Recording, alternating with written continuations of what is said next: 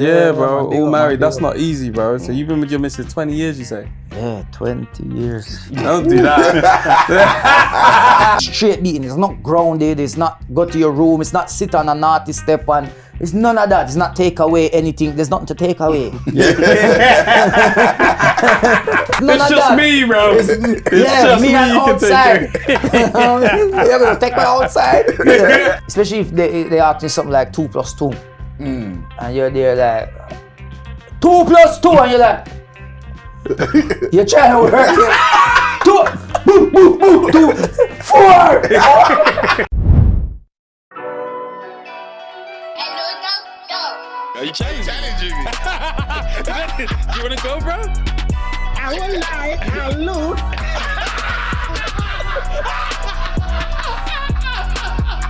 It's been a long time. Please don't take me to Are your you mixing No. water with, I thought you was mixing the water with Coconut water. water. I just had the coconut water. Coconut. You know, say no more. Stop it. Coconut. You know, What's happening, people? Everyone ready to get in trouble, yeah? Say no more. Yeah, let's all get in trouble. What's happening, people? All right, it's another Monday morning. Listen, yeah? I even forgot. Listen, there's bare things to get through, but first and foremost, as you get out the lift, yeah, ask your manager who their favourite character in Friends is. If they don't say it's Chandler, then you have a long old discussion and distract them from asking for that report. We're going to get into lots of things this week, but as you know, Nigeria won the Unity Cup. That's where we're starting. That's where we're starting. So, Man's on a did day too. yeah, I didn't watch. this is my Unity Cup trophy. Yeah. What's that? What are you saying? You could Sarsaparilla and that, took it off the yard, man. once it's still at 10, man, it was a vibe. Yeah, It was a vibe innit? still. Man have to plan in advance these days. You've got kids. Yeah. Exactly. Can't just Exactly. tomorrow. Nah, Well, you could bring the kids though. nah, they're newborns. Yeah, them man, they got fresh babies. Fresh. Just finished being Yeah, born. man. Still got the dust in the eyes. Get them in from early. You have to get their air protectors on and that. You know, it's getting, Yeah. At half time, I'm hearing the tunes going off. It was I'm a saying, what? good vibe. Yeah, good I'm saying, vibe, but man. play some burner though, because at half time I'm feeling like, hey, they're bigging up the Jamaicans. No, They're like, they're no, giving no, them. no, no, No, no, not no. like that. I mean, like on the, That's a lie. because it's 1-1 at this time, innit? Yeah. So I'm thinking, hey, they're playing enough dancehall still. No, they took it in turns. They're still getting turns. So before the match actually kicked off, Yeah, I can imagine. it was a Nigerian DJ. Okay. And cool. after the match, it was a Yeah, Nigerian but I want DJ. the half-time thing because that's when we have to kick on and win it. Innit? So I'm thinking, these yardies are skanking in the dressing room and that. Nah, man. It was a good game though. Yeah, It's a good game. 2-2. You lot's first goal. I was Yeah. like, hey, they did They that got some again. players. That's C for who crossed it in. He plays in Turkey actually. Oh yeah. Yeah, man, but it was good. It was a good vibe. Hey, listen, big up also the director at Brentford, Deji. Deji Davis. He's a Nigerian man as well. Okay. Yeah, like so he was very the hospitality and everything was great, and they're doing it again next year. Okay, nice. So no from Brentford. early now, yeah. Yeah. He said he wants to keep it at Brentford. Yeah. You know what I mean? Because and it makes sense. I think the one thing about Brentford, what I realized being there is that the staff there, they're in tune, and there's a lot of Caribbean and African staff in there as well. Okay. So it makes sense because they know how to accommodate the people them again. So man, it makes And sense. it's a London club as well. Now you was there with who was you there with? Who did you pull up with? Well, originally I was there, and then I bring through a couple of people. Robbie came through from Arsenal Fan TV. Then there was enough people up in the box where we was. There was Bashi, Akala was there. They all came out. So Campbell was there as well. Yeah. So Campbell Expressions was there, obviously from. And then you see there was Krypton Conan was there as well. Style G was there perform. Listen, there was so many people there. Like, load of listen, Jamaicans that's why were there. you guys should have been there, man. Yeah, I like know. literally, you just see, and the greatest thing about it is when you look around the stadium, there's no segregation. Don't get me wrong. Jamaica and Nigeria, we had our sections, but it's mixed in. You were seeing kits. Yeah. And obviously Damien India was there. One's Jamaican, exactly, one's Nigerian. But So it was nice, you see a man. Jamaican kit, you see a Nigerian kit right Just next like to them. that. Vibes. And it was the fun because right beside you there'll be a Nigerian. So when you score and you cheer, you're happy. And then when them score, them do the same back there. I said, no.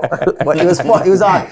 It ended like it almost ended like nobody lost. Yeah. If that makes sense. I think overall culture Says the won. loser. Says the loser. Everybody won. Oh, sure they did. Nigeria, yeah? Nigeria, right? Yeah. Is bigger than Jamaica. Yeah. By how much? By how much? Alright, listen. No, by how much? You carry that one. Many. Yeah, Millions. but we still need to pick what 22 players. We all can have 22, Yeah. right? I'm saying? But you Correct. got a wider pool to select from. But Okay, guess cool. what? Over the 90 minutes, he didn't beat us. Fair dues. And if you want to get deeper into this thing, how come Nigeria is so... You're from Nigeria? Yeah.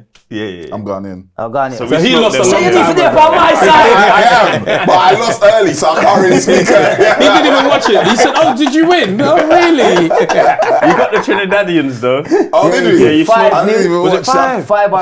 that. Four nil. 4-0. Yeah, great stuff. I just Yeah, watched the like, could have highlights. been a lot more still. I needed to find the stream, man. The streams I was I sent finding it was to you, horrible man. for the Ghanaian match. Yeah, man. Versus Don't worry about it. Trinidad. We're all a mess. You had Yeah, invite. yeah, You had yeah, invite. yeah. Yeah, for the final. Was there They played various? on the final. It was 2 games on the Yeah, final. no, but we had it for the Nigeria. Not It's focused. for the whole day. Was It was 2 Yes. games on the same day. So 1 ticket for the Oh, whole day. yeah. I 2 didn't games. know. Don't worry about it. Come I on. just saw the Oh, Nigeria yeah. side and I was like, I'm the guy, man. For them to slap my head. Back to my point I was about to make Yeah. is Yeah. that, you know, what's the population in Nigeria? I think it's like 200 and something million now. Wow. Yeah. Jamaica is just under 3 million. Yeah. But when it comes to Olympics, we can find one man that can. Yeah. It's true. But you got the UK pool to choose from as well. No, we're talking Usain Bolt. Yeah, exactly. We're talking Usain Bolt. Nice. So it was just a good vibe. It's a good vibe at the end of the day, man. That was a nice. Word. Yeah, man. I enjoyed it. Have you not seen that new Olympics joint where they're doing it's that you're allowed to take performance enhancers. What? And if you beat a world record in the sport you're competing in, they'll give you an M. No way. Yeah. What is this? Souped up swimmers, runners, all sorts. They're allowed to take performance enhancers. That's going to And take if the it- sport to the next level. I'm though. down. I'm trying to see 100 meters in 6 seconds. No, that's America. Yeah. That's Yeah, America. yeah, yeah. That America's put that thing. You know, Like you give them drugs. Yeah. Let them take Let's the allow drugs. this because they've been known to be getting caught for enhancing for years. So that's not more than just them saying, "Yo, how we can win now?" Because they've not been winning. Yeah. They've not been dominating like one time. So what? They're saying they're gonna allow you to take drugs. It's already live. Oh, Raw. But is this like official Olympics or is it like a not separate official. Olympics? That's what I was separate, thinking. yeah. Is it Oh, a it's a separate separate Olympics. All So it's right, like you're a allowed. drugged All up right, Olympics. cool. All right. That's what I was gonna be thinking. Can we say crazy. give them an M? I was Steroid like, Olympics. yeah. It's going off. I'll get some man jump in that pool like a wrestling man. Muscles everywhere, wings. You know. Big thing is, if you don't beat the record souped up, yeah, that's crazy. Nah. Honestly, it that's just gives horrible. more bragging rights to whoever did it naturally. It's Because getting I'm sure kicking. I don't know who's gonna run. What's the record for 9-5. I think it's like 9-5, 8 or 9-5. something Something like like that. It's crazy. See Jamaicans? They know that off by heart. Okay, I think it's you guys 9-5, know yeah. that one. Yeah, I Check think it. Check it's. it if you want to check it. As soon as an American takes it, it'll just be like, I don't know what the record is, but I think it's 9. I remember where I watched it as well. Do you remember where you watched it? Which one? Like, The second one. it was here, innit? Yeah. This is where I done it. Was it England London 2012? Oh, 2012. I was in Stratford. Campbell. In Campbell, in my front room. Had my flag, everything. I was running with him. I mean, he left me, but Running down New Road. 9.58 seconds. yeah. oh, it was right. Wait, hold on, that's 2009. So that means he didn't break it in 2012. So it weren't that when he broke it. Yeah, in 2012 he didn't break it. No, he broke the 200. It was a 200. He Okay, broke let me in check that year, which is 200. 19. I think it might be 19.20. 19.19, bro. He's close. He's close. Right, rubbing his They thing have like to he know don't that. know. Like he's thinking. I know the ones in No, but you know schools, it right, crazy. kids? So this is what we're learning today, the world record. That's how I'm of bragging Usain rights to the Bolt. world, you know. I hear it, I though. hear it still. I hear it. I hear it. Man, big And up that- Usain Bolt. I heard it. They've seen that he's you know the streamer Speed. Yeah. So Speed, he's always racing people, and it's always Yeah. wanting to say he's fast, and Usain Bolt message him and say, listen, I'm retired, but I will coach you if you want. Because I feel like, so he's not saying I'm going to race you. Yeah. Usain Bolt done. He's like, I'm tired, he's man. done. And the worst thing you want to do is make a little streamer come beat you. You know what I mean? Yeah. I'm not But gonna then go lie. coach This him. guy had a run. It wasn't 2012 either. No? It was 2009. It was the same Same year he joint. broke it? He broke both the Oh. records. Oh, He yeah. was moving mad. And Yeah, then that and year then he was crazy. So what did he do here then? He just I think he just won. 3 goals, He just didn't won. Yeah, he just won. And he went Yeah. Brazil and did it as well. Yeah. And He do you just- know that when he was in Brazil, apparently his prize money, he just donated it to local charity in Jamaica. Oh, He didn't take wow. any, he just donated it all. You see, but now, hindsight, he should have kept that because whatever happened with his Millions. Because his millions went missing in the bank or something. Yeah. Oh yeah. Yeah. Mad Yeah. millions. Who? US You millions say? though. US millions. I remember when that was a story. Yeah. Still. Which bank? It was Jamaica. 12 million. I know, man. 12 million investment of Yeah. Jamaican sprint legend Usain Bolt and Securities Limited SSO have revealed There's that a a few other significant people portion here, of but funds he's made like the high profile is one. gone. Yeah. Yeah. So Up no to- insurance on And the. up to now, nobody know where the man millions gone. It's crazy. To this day. What year was this? This This was like last year and the year before. Yeah, it wasn't long ago. Yeah, like 2023. Yeah. 12.8 million. 12.8 M's just gone. Disappeared. US. That's so US. mad. US, yeah, you have to say that. Yes, not yeah, Jamaican Not Jamaican dollars, yeah. US. You don't run that. When I go to Jamaica, they're like, no, dollars. Like, Dollars, US yeah. dollars. Don't US, try and give us. I don't want that shit. Get on out of it with that. Same happened in Barbados as well. It's Yeah, crazy. bro. But, I can't come there with them Also, dollars, before bro. I forget anyway, we actually we just finished giving away a trip to Jamaica. Yes, we We did. gave away an So all-inclusive. your guests get a trip? Yeah. No. Mess with my guest. So I was about to say, so you're gonna go away now. I paid for all inclusive for you and your family. You're going to Barbados. That would be cold if we could do that, but, That would be but our sick. wives would look at us like, right, you're sending guests. Yeah. But, so we just gave away a trip to Jamaica to one of our listeners. So it was him plus I think his brother, He went right? with his brother, Yeah. yeah. All inclusive. What was it? Sandals. Oh yeah. I don't know if it was I don't Sandals. know which It's just an hotel. all-inclusive resort Yeah, thing. yeah. Inclusive flight and hotel. So he went for about a week, and now we're giving away a trip to Tokyo. No, Brazil. Brazil. Yeah, we gave away Tokyo already. Sorry, we're doing Brazil. So the link is in the description. When's that? 2026 February for the carnival. Next year? Yeah. For Rio Carnival. What do you know the date? No clue. I think It's not around Valentine's, is it?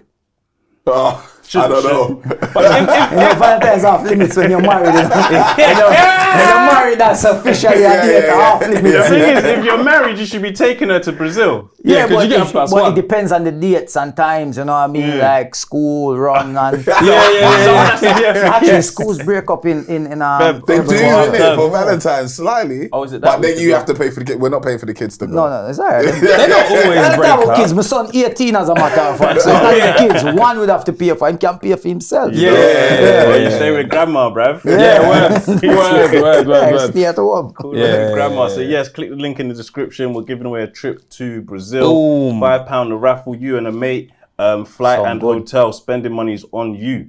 Okay. Boom. What happened? So sorry, it's even worse. What? How can it say he's looking to recover 12.8 million after the balance of his account mysteriously went to 12,000? Can you imagine? They took a couple. Can you imagine? They You had left 12 12,000. Proper M's. invested in it. So I looked, I said, how can man see 12 It's a bags? Netflix series Yeah, right now. that's crazy. Crazy. That's crazy. I'll At be least so they pissed. left him with something. Yes, well, what's 12 bags to 12 mil? You left me with nothing, bro. And it's not even like he's at the height where he can just recoup that. It's like, that's fine. Brand deal next week. No, you'll be surprised. I'm you know. sure he's fine. Yeah. No, He'll I'm be sure he's He'll fine. be Like, through a I've seen lot. him doing the personal joints as And well. he does Virgin as well. Yeah, and Virgin. Virgin, should still give him Puma. a- You as say well. it's okay, Yeah. but ain't no one losing 12 million. No, 12 is still a big hit. It's and still just a being like, Yeah. I'll run next Yeah, week. yeah, yeah. What? Yeah. There's only a few man will lose 12 million. I'm like, cool, but Yeah, that's some Bill Gates, Yeah. like Elon Musk stuff, when Yeah, they like the- lose like 20 problem money are losing, you don't even know that's how much money you have. Yeah. But 12 mil, especially when you're Jamaica and you know that, boy, that's stress. Yeah. But he's got that's some money. I'm sure he would make a lot of money. He's also ambassador for the watch Hublot, isn't it? Okay. So you know what I mean? Just tell them to send you 100 of them and just shut them out. Go off the hat. He said, man, showing you blows on the side. Shut for your reg them half price. He's fast enough to do the courier service as well. Sprint down the road. Within minutes. Or seconds. 9.58. All your money back. Before we go any further, what we like to do on this show is judge a book by its cover. So I'm gonna hand you Story of my life. I'm gonna hand you a whiteboard and a pen. This one's real simple though. Yeah, you got a pen as well, Tam? This one's real simple this week, just so I could chat to the audience right quick and see how well they may think they know you or want to judge you by your cover. So, right, Yardie, what I'm going to ask you to do is write down your top 3 date activities. So things that you like to do when taking a lady on a date. Okay. And their job is to guess what they think you're going to write down. Okay. So it's not like country destination. No, or restaurant. it's what you do. The activity. Yeah. All right. Yeah? It doesn't have to be in order, does it? No, just the top 3. And I'm going to wrap to the audience right quick. All right, guys, as you know, it's another Monday. Sorry. I was taking off my top. Sorry. Did you say restaurants? No. I'm asking. Yeah. Top 3 date activities. Okay, there we go. So yeah, guys, yes, there's a new membership tier available, set 8. So if you're struggling in school, this is the right place for you. £1 a month, 25 pence a week. That's a shilling times 5. I think a shilling is a quarter pound or something like that. Anyway, Sha, join the memberships today. Join Discord, see what's going on. And you might want to increase your memberships. Also, I told you at the beginning of May, 600 comments and things start happening. So if we get 600 comments on this episode, we'll bring back a helmet. It might be the old school white one, it could be the new school blue one, or there could be something else in the pipeline, innit? So 600 comments and we bring back the helmet. 600 comments. Also, what does that bring back? A live show. That was it. That's what I keep forgetting to tell you guys. 600 comments brings back the helmet and makes me book the live show. If that's 600 comments, I'm not booking it. The promoters are already emailing saying, guys, we want you here. Until you guys give me 600 comments, I'm not replying. I'm not clicking that reply all. You know that double bent arrow? I'm not clicking it. I need 600 comments from you guys. How far on the 3 activities you guys? You know, I'm stuck on a third one. Same. Because you know, it's one of them. You know what I mean? It's like, wait, how long you been with your partner? 2019, 6. Is that 6 years? You? Yeah, 6, 7. And you?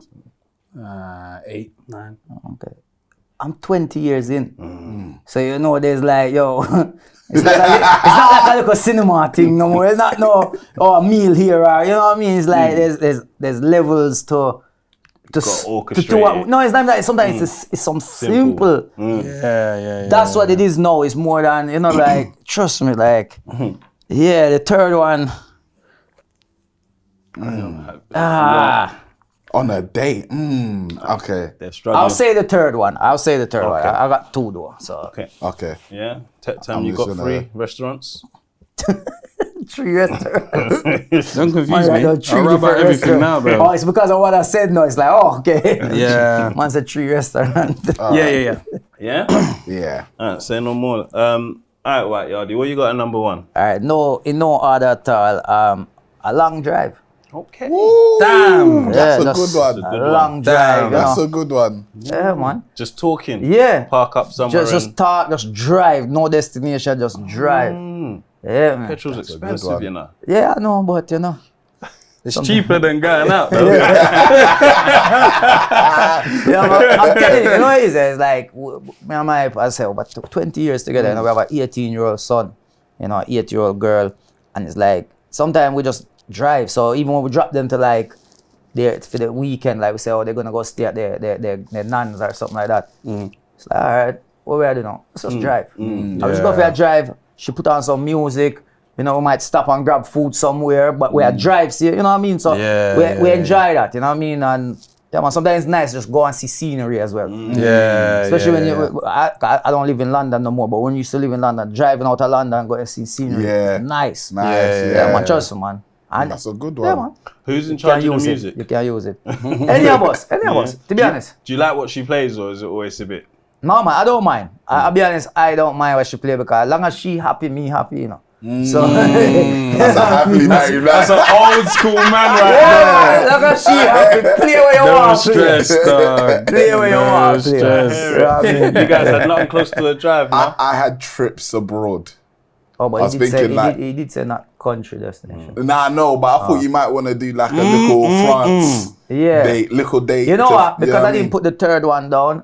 No, you can't do that. That's crazy. No, because you're not gonna get in order. I'm not doing this in order. Yeah. But because you don't have it, that's why. Yeah, exactly. Yeah. Add that as your first. But that's the goalpost moving. That's crazy. That's what he wants. You know like that. What did you have second? Cooking a meal at home. I got that. I got candlelit dinner. Where? It was at home. No, I swear down it was at home. I swear it was at home. And I said cooking steamed fish. Steamed fish! What fish? Steamed fish, body does. He's judged you still. No, steam. I make a wicked steamed fish. I should love when we cook steamed fish. You see? But yeah, man, just cooking a meal at home, like when the kids are not there and it's just us. You know, if she at work or she gone out and make sure plans when she come home, it's like, yo, dinner ready, she come in and she table set and everything. She like, and you see guys who are listening at home, you see this not really cost much. Nah, no. Women appreciate. Let me tell you something. Message to any guy out there. Yeah. Learn to cook. Just learn. It's gonna save you money in the long run. I'm telling you. True. If you can cook and your woman know you can cook, woo. Yeah, man. Not the cooking side, but how long did it take you to get there?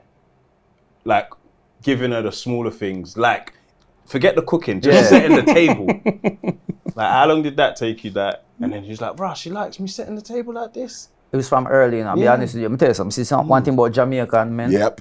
We love cook the woman. Yeah. You guys cook, if we can cook, we will cook for a woman. Because we want, you know, say, yo, you don't have to eat outside. You're eating here. I will feed you. So funny enough, one of our first, weren't one of our first, because our first date, she actually took me out. She took me out for first date. She took me out to a cinema, like, and everything like that. And I was like, okay, cool.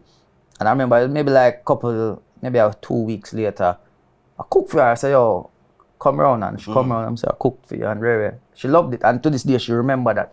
So it's like, it's something that I would do from early, you get me? Like, because I think even then, I wasn't really a date person that would say, let's go out. I think she probably take me for my first dates. I've never done dates. I wasn't, when we come from, we don't really do dates. You know what I mean? We do link. We never do dates, you know what I mean? So, no, it's true. We do links, we never do dates, you know what I mean? So, she showed me a different side of like, yo, dating and going out together as a couple and raves. Cause I think even one of the days I took her on was a yardie party. Can't go on yardie rave. You ain't talking. It's too loud. Everyone in white jeans. Real talk, bro. So it's like, yo, little things like that. So yeah, man. But if I want them guys, if I can't do it, then we go do something. But we try our best to do things, you know what I mean? So yeah. Nigerian men, we don't really be cooking like that, boy. No. Nah. You guys be showing us up in that. Nah, wow, Jamaican men, wow. Sorry, hush. Yeah. Wow. Alright, so because you didn't really write down a free, we'll just see what these guys wrote down about you. Yeah. I wrote comedy club. That's going to work though, isn't it? Yeah, work. I know. I couldn't think of anything else. That's comedy. That's definitely not a date. That's you're coming to work with me today. Bring the wife to work. Anything else? Just the trips abroad as well. And he had cooking as well. I had cooking. I had walk in the park. I've got the vibe of scenery, but obviously you're lazy, so you wouldn't drive. She does like walks as well, you know. Yeah, to be honest, she does.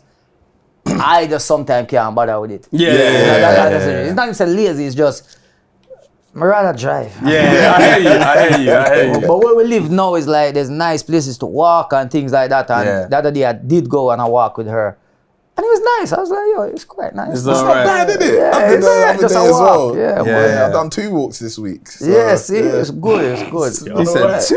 I walk every day, so the way you lot are saying it is like, Yeah, I y'all know, you guys should walk more, boy. Nah, man. I think the third one that I was thinking though is like more doing an activity or a new experience together as well. Yeah, so, yeah, you know, that's like a you good go off shout. and do something together. Yeah. Yeah, I had arcade there, but I think that's a bit too. Young. That's young. Too Yeah, young, a bit man. too young. Yeah, Too young. yeah. That's like my daughter want me to carry go arcade all the while. Yo, can we go arcade, daddy? Can we go arcade?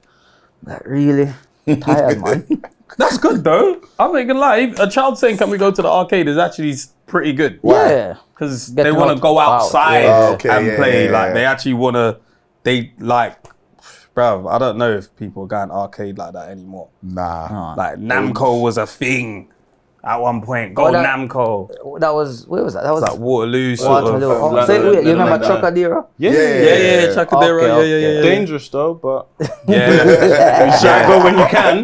Yeah. You But look, you know, it's you look funny. from across the road. Make Depending sure. on how old you were, it might have just been fine. Because you know how it is. It's like if you're young, things are dangerous for you because young people are on some nonsense. Yeah. As an older guy, if you was like 25, 26, you was Right, probably Trocadero was alright. fine, yeah, You was yeah. probably alright. You Nah, just seen man, young youths running Trocadero, around. when we used to go there, it was like, we were like 18, 17, 18, 19. It was wild. It was wild back Yeah. then.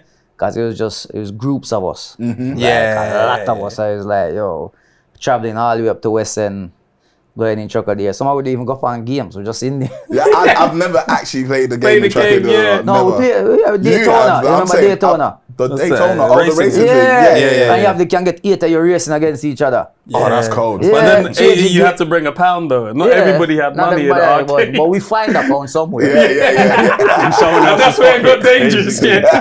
That's where it got dangerous still. Yeah. Yeah. Nah, I've been plenty of times. I've never actually played a game. No. Like we just walk around, get drinks. Like it's dating, isn't it? Like I'm with a girl. She doesn't really want to play games. Oh, She you just went wanna on be a date outside. in I've done Trocadero? double dates there, everything. Swear. Yeah. Trocadero's the proper spot. thing, man. Did she have to pay for her games? We didn't play games. I bought like drinks and stuff, Man, like bring up on a date slushies for and the- everything there. To show the games. A tour. Check it. It's the free trial. Yeah, but when we were younger, we just didn't want to be at home. Like, it's like, I just want to be outside. So even if I'm not going to play, let me be in that area. Let me be around that. Yeah, that's like Namco. I definitely played games at Namco. Oh, but I yeah, didn't for always sure. have money when I went there. Yeah. I Nah. just went. Different now. These kids don't want to come out of the house. There's a generation that got stuck. You know what I mean? But it's down to us as parents, man. We have to get them out. Get them out. You Get have them out. to. Yeah, man. You have But to try so and you got the 18-year-old. Yeah. How's that as like you've dealt with like so many stages of their life, like from a baby, toddler, infant, whatever else is called, to from a young teenager to someone that's about to move out the house. You know, like that? It's like or someone that you want to move It's out the actually house. his 18th birthday in 7 days. Oh, okay. 7 days. You've been preempted. And It. You he's said I like- got 18-year-olds. And he's like, yo, he's 17, he's 7, well, 18 basically in what, a week. And like, keep saying what you want for your birthday. I'm like, yeah, man, don't worry. What you want for your birthday? You have to pay 20% of these bills. You're a man now. Does he have a job? No, he's still in college at the moment. So, but he's looking into getting a job now as well. So, you know, he's at a place where he's still trying to figure out what he wants to do. I'm trying to encourage him more into like, because he's learning a trade in college. Yeah. And I'm like, that's good to have a trade because Yeah, it's something you can always you can fall always back do, on. yeah. And I'm trying to encourage him more like looking at the a business idea. Because I'm like, yo, if you come with a proper business idea to me and a plan and I can see it, I will set it up for you. I will put you, I'll do what I can do as a father for you. Here you go. Yeah. What do you want to do? So it's like, I'm like, your generation has a lot more opportunities than I had when I was your age because of the whole internet, social media. All these things. You know, these kids sitting at home right now just making money. Just sitting in front of a screen and knowing what to do and how to sell products from this place, that place, create these shops. I'm like, if you want to do something like that, let me know. You know, don't get me wrong, he does do things like in the sense of, you know, even with like trainers and so on, he had a moment where he was buying and reselling trainers. Obviously, the hype kind of has died down a lot, so that kind of been pushed back a bit. But no, what he's been doing is like with myself or any family members who have old trainers that he's been selling them online same way. So he's still selling stuff online, and I'm like, maybe this is what you want to do. So you need to look on it on a bigger scale. How can you maybe create a website and sell stuff? Because you can do it. There's ways of doing it without even having the product. Do you know how much money he has? Actually, don't know what. Soon find out. Say he had $250,000. Well, hey man, he be getting breakfast in bed. Bring your dinner. You want dinner, sir? You start pitching to him what you want to do. Hey, I got this business idea. What do you think? Hey, you pull up on your child and they go, what trainers you been selling? What? That would be wild. Man is out there trying to do comedy. You're making $250,000 being my son. You're crazy, bro. Put me on. Trust me. Let's go in the souls and that. Whoa. Yeah, you have to teach me. I'm trying to be like you, man. But let's talk about like pride as a father. So you've raised an 18-year-old. That in itself, there's pride. We'll talk about another aspect of it later. But like in terms of like life lessons that you've seen come to fruition, where it's like you instilled something in him, and he took it on board. It was like that. Do you have a story of that? Something that made you feel proud? I mean, there's been moments, you know, like, because the thing about it is, you know, enough things that he does, and you know, like you're gonna experience. You have children, right? You all have children, so you experience at some point, because when they're young, you don't really go through certain things. You know what I mean? You're still trying to teach them things. They're still trying to learn their way in life and that, you know. But it's more when they get to that teenage age, you know, and they start doing things that you confront them about, and you're like, you can see that they're trying to hide it and lie, and you're thinking like, yo, I was your age once. I did what you did. So it's like, it's more the battle between him and his mother, where I'm like, yo, talk to your mother. Just be honest with her. Tell her things. Don't hide nothing. I might be more lenient with you because I can understand as a man to a son. She might not see certain things. You understand what I mean? So I have to. So when I see him start to step up to his mother and tell her like, be open to her, if that makes sense. And I'm like, yeah, see, that's what I want to see, because it's the right way to do things. You know what I mean? Even like with he has a little sister that's she's 8, and she can be a handful.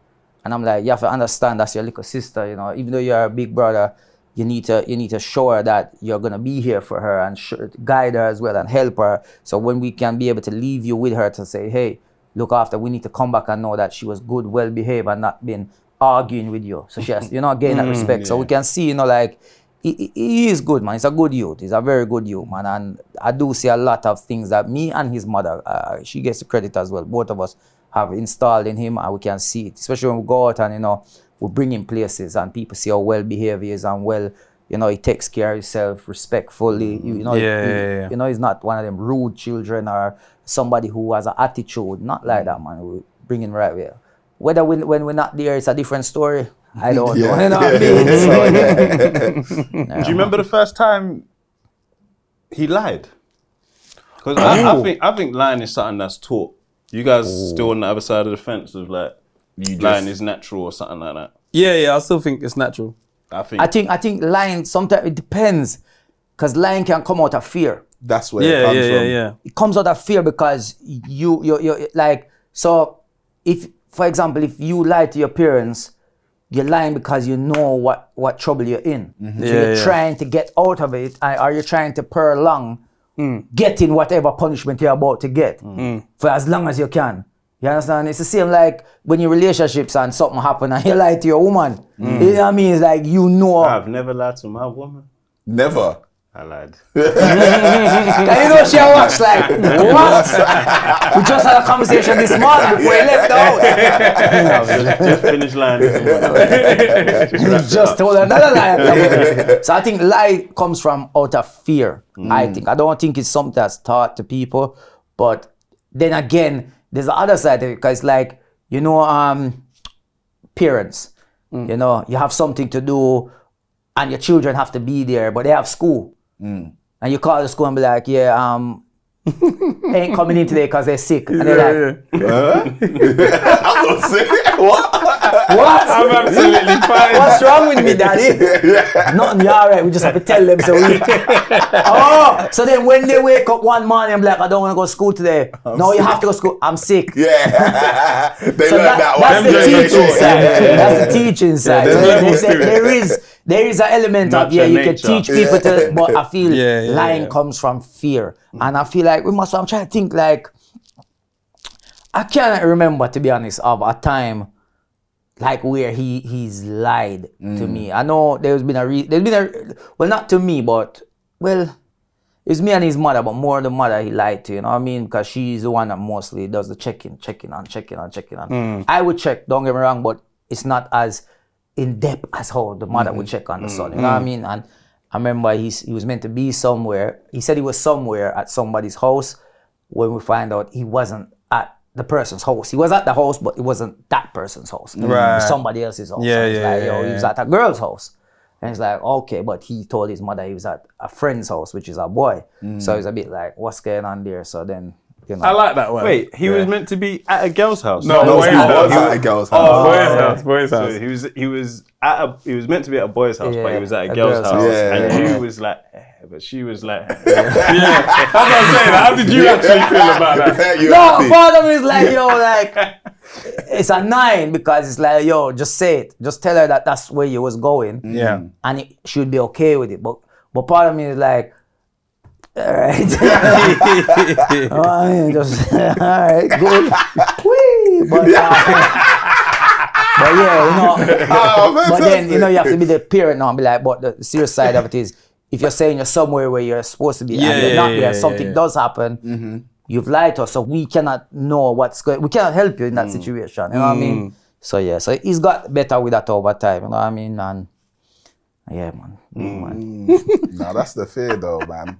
Like, I can't remember the first lie I told, but I can definitely tell you it was because I was scared. Yeah. It's survival, bro. Yeah, it's you're gonna get in trouble. In your head, you're saying they're gonna kill me. Yeah. So it's better if I just lie, bro. Because like, I grew up in Jamaica, right? So, yo, when you do something, Problem. it's beating. It's straight beating. It's not grounded. It's not go to your room. It's not sit on a naughty step on. It's none of that. It's not take away anything. There's nothing to take away. Take away my life. There's no way. That's all I have. ain't no Dreamcast. There's no PlayStation, no Xbox, there's no Nintendo. There's none It's of just that. me, bro. It's Yeah, just me me and you can outside. take. You're gonna take me outside. So it's a beating. So yo, man, like I remember one time, man. So in Jamaica, like we have school uniforms, obviously, but we have a tailor that we go to get ours made. Swear. Yeah, we have to get measured and made and everything. Oh, like, sick. Yeah, it's khakis. It's not the olive khaki. It's like a brown khaki. You know what I mean? So I remember my dad gave me the money to go and get measured and pay for my uniform. And I think he gave me like, I think it was like something like 3,500 Jamaican dollars. It wasn't a lot of money. Yeah. But that works out to like getting, it worked out to getting 3 sets of uniform. Can't remember what the cost of each one was, but that's how much it would have came up to. So I can't remember. What would the maths be like? 1,500 each or something like that? I don't know. Maybe Maybe like 1,000 so, something. yeah, 1,050. I don't know. Yeah. But anyway, went to the shop to go get it done. It was closed. The tailor was closed and he had the sign, soon back. Did he say that? Zumba, yeah, Zumba. That's what I said, Zumba. Yeah. That can be tomorrow, next my week. days. It You could be know 5 minutes, 1 minute. I love the simplicity of it because Yeah, man. back soon is English. Soon back. Yeah, man, Zumba. Babe, I'll tell you about my Jamaican barber, but go on. So boom, so I'm there now and I'm like, go walk and come back if anything. Walk, keep walking. Yeah. So in our town, it's called Black River, we have a game shop where there's like 5 TVs, Nintendo's place, Sega's and Nintendo's. And you go in there and you pay like $50 for 30 minutes to play on whatever game, James Bond at the time, or it wasn't football, it wasn't FIFA, it was like SSX or something. Oh, like that. yeah. You know, they wanted like Yeah. soccer, something super soccer. Yeah. International superstar soccer. ISS. Oh, yeah. So I'm going up there now just to see who's up there, because normally on a weekend your friends are up there, and so I'm there and I'm Not there with watching. 3 bags in your pocket. He's got 3 stacks in his pocket. No, I'm there. Going and to it's check like, he's at the game yo, shop. My friend paid to go on Golden Eye when you can do 4 players at a time. Yeah. And like he paid to go on, and then there was like there's 3 of them, and he's like, yo, come in now. I'm like, all right, I'm playing. Getting into it, and then they paid again. I'm getting into it, I'm like, time's running and it's done now, and the guys come home and that's it. And everybody's like, I'm like, no man, go on again. So I'm there spending. Yeah, man, I swear I must have spent about, I was in there for about 3 hours or more. I ended up spending about $500, right? So now I'm like, oh my God. Left, go down to back to the tailor now, and I see the tailor. But in my head, I'm like, you know what? I can still get uniform. I'm just not gonna get 3 suits. So in my head, I'm like, let me get like maybe 3 shirts and two bottoms. Done, yeah? Because I can rotate and wash. You know what I mean? It's calm. It's my uniform. He's not gonna check. He's not gonna check my uniform. You know, it's gonna come in about 2 weeks' time. Pick it up. I'm ready. It's my uniform. He don't need to know. He's not watching it. He's not ironing it for me. I'm going secondary school at this time. You get me? So you don't need to worry. Cool. Paid and left. No, tell like I didn't. I got back there. The tailor wasn't there. He wasn't there. But in my head, I wanted to pay for the 3 tops and 2 bottoms. So I'm like, it's not there. I'm gonna have to come back tomorrow because the sign's still there. Yeah. I didn't know all this time. My dad drive past the game shop. And because the game shop is not like you go into one door, it's like it's open. So because it's Jamaica, you need breeze. And my dad looked in and saw me in there. He saw me in there, you know. But I didn't know that. I get home, he calls me. I come to see him. He's like, did you pay for your uniform? I said, no, Taylor wasn't there today, so I'll go back tomorrow. He said, all right, give me the money, let me keep it till tomorrow.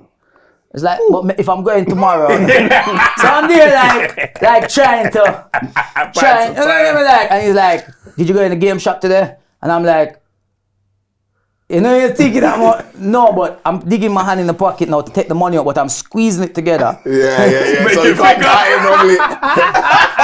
So I put it in his hand now, and he goes like this, and start counting. I was like, Daddy, like, it's the money's there, and he's counting. He's like, where's the rest of it? And it's like, at that moment, you know, fear is coming. He said, did you go in the game shop? I'm like, look at him. I said, no.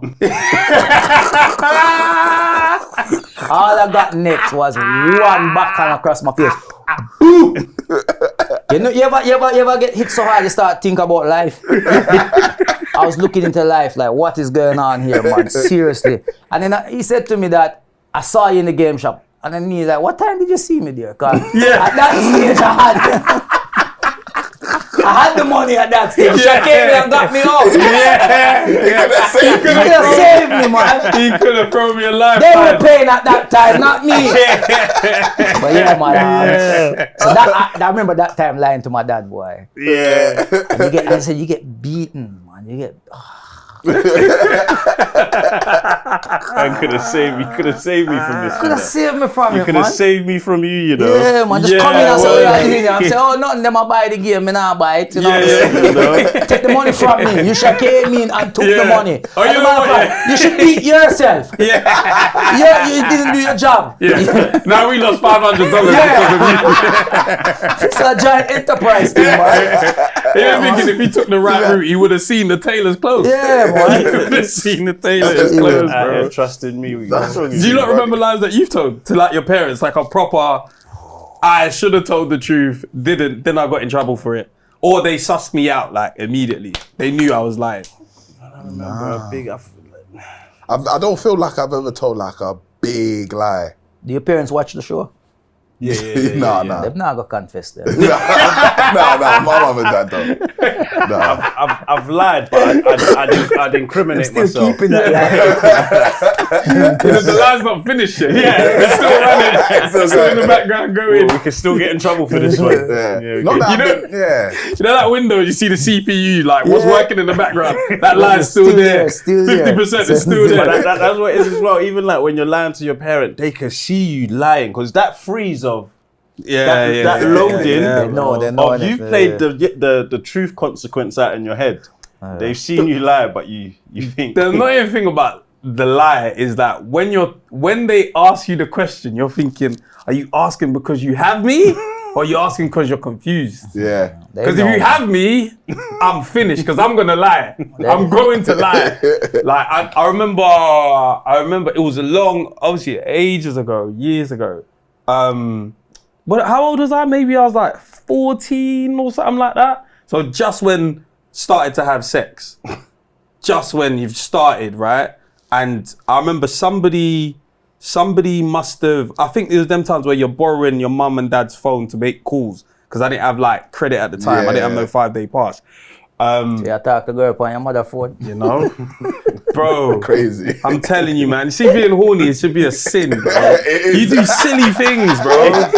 You do silly things. Because you're so happy, you ain't even deleted the call log. They're just sort of numbers there.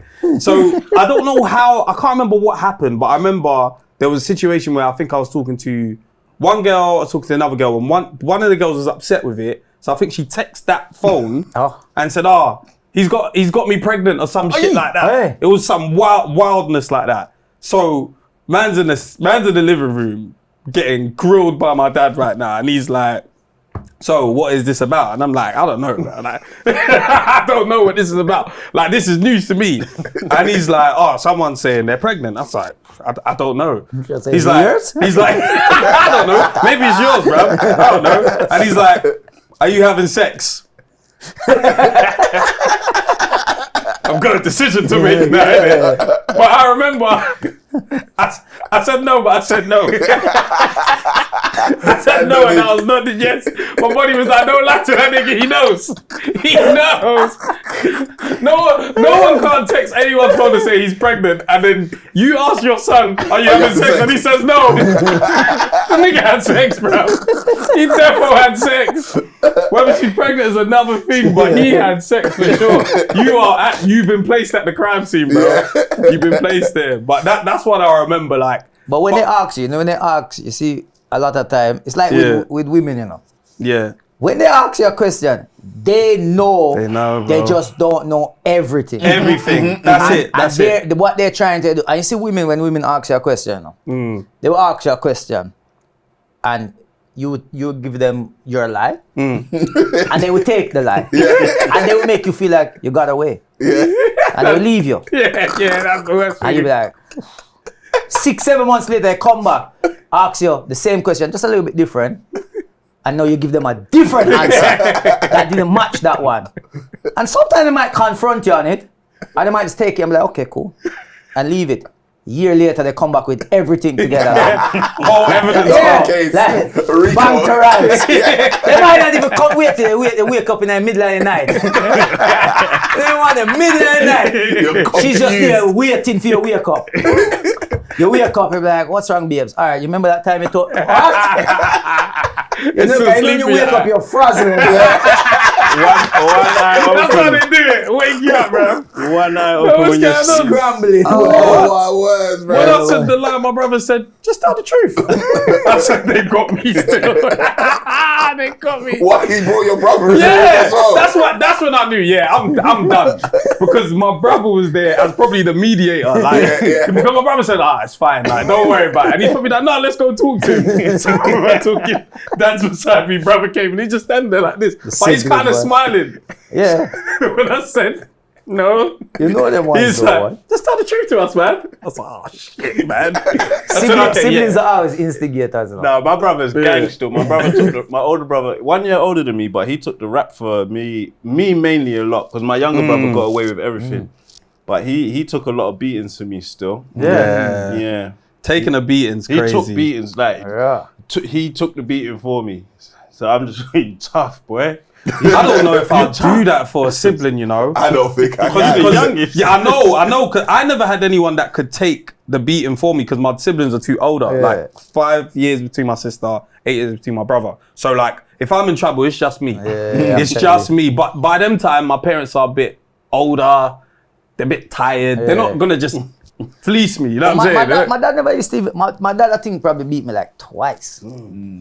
Because his beatings are ones that you don't want to get. Yeah, They're different. He's a man. You know what I mean? Like the strength is always there. Because it gets to a stage where when your mother beats, you know, it's not even a beat no more. It's just like, do it. Do it. Down and back, and you're bro. kind of like, all right, stop now, man, because it's not hurting no more. It's like your strength is not as powerful now. I'm like 14, 15, and you're still trying to beat me. Yeah. I have fights. Like, I got real ups out there. People punch me in my face. like you have in fights. Like this is not. Hitting my arm and You still don't really want to hurt me and that. Like, I've people actually wanna been hurt me. trained, like. Yeah, you might as well stop now, man. But you have to pretend like it's hurting Yeah, you to a have degree. to. But Otherwise she won't with my stop. father, like I think that day when he boxed me, I didn't do anything to get in trouble no more. Cause I'm like, I am done. Yeah. Nah, man. That one day was hot. Yeah, hot. I think the car beating was probably my last beating.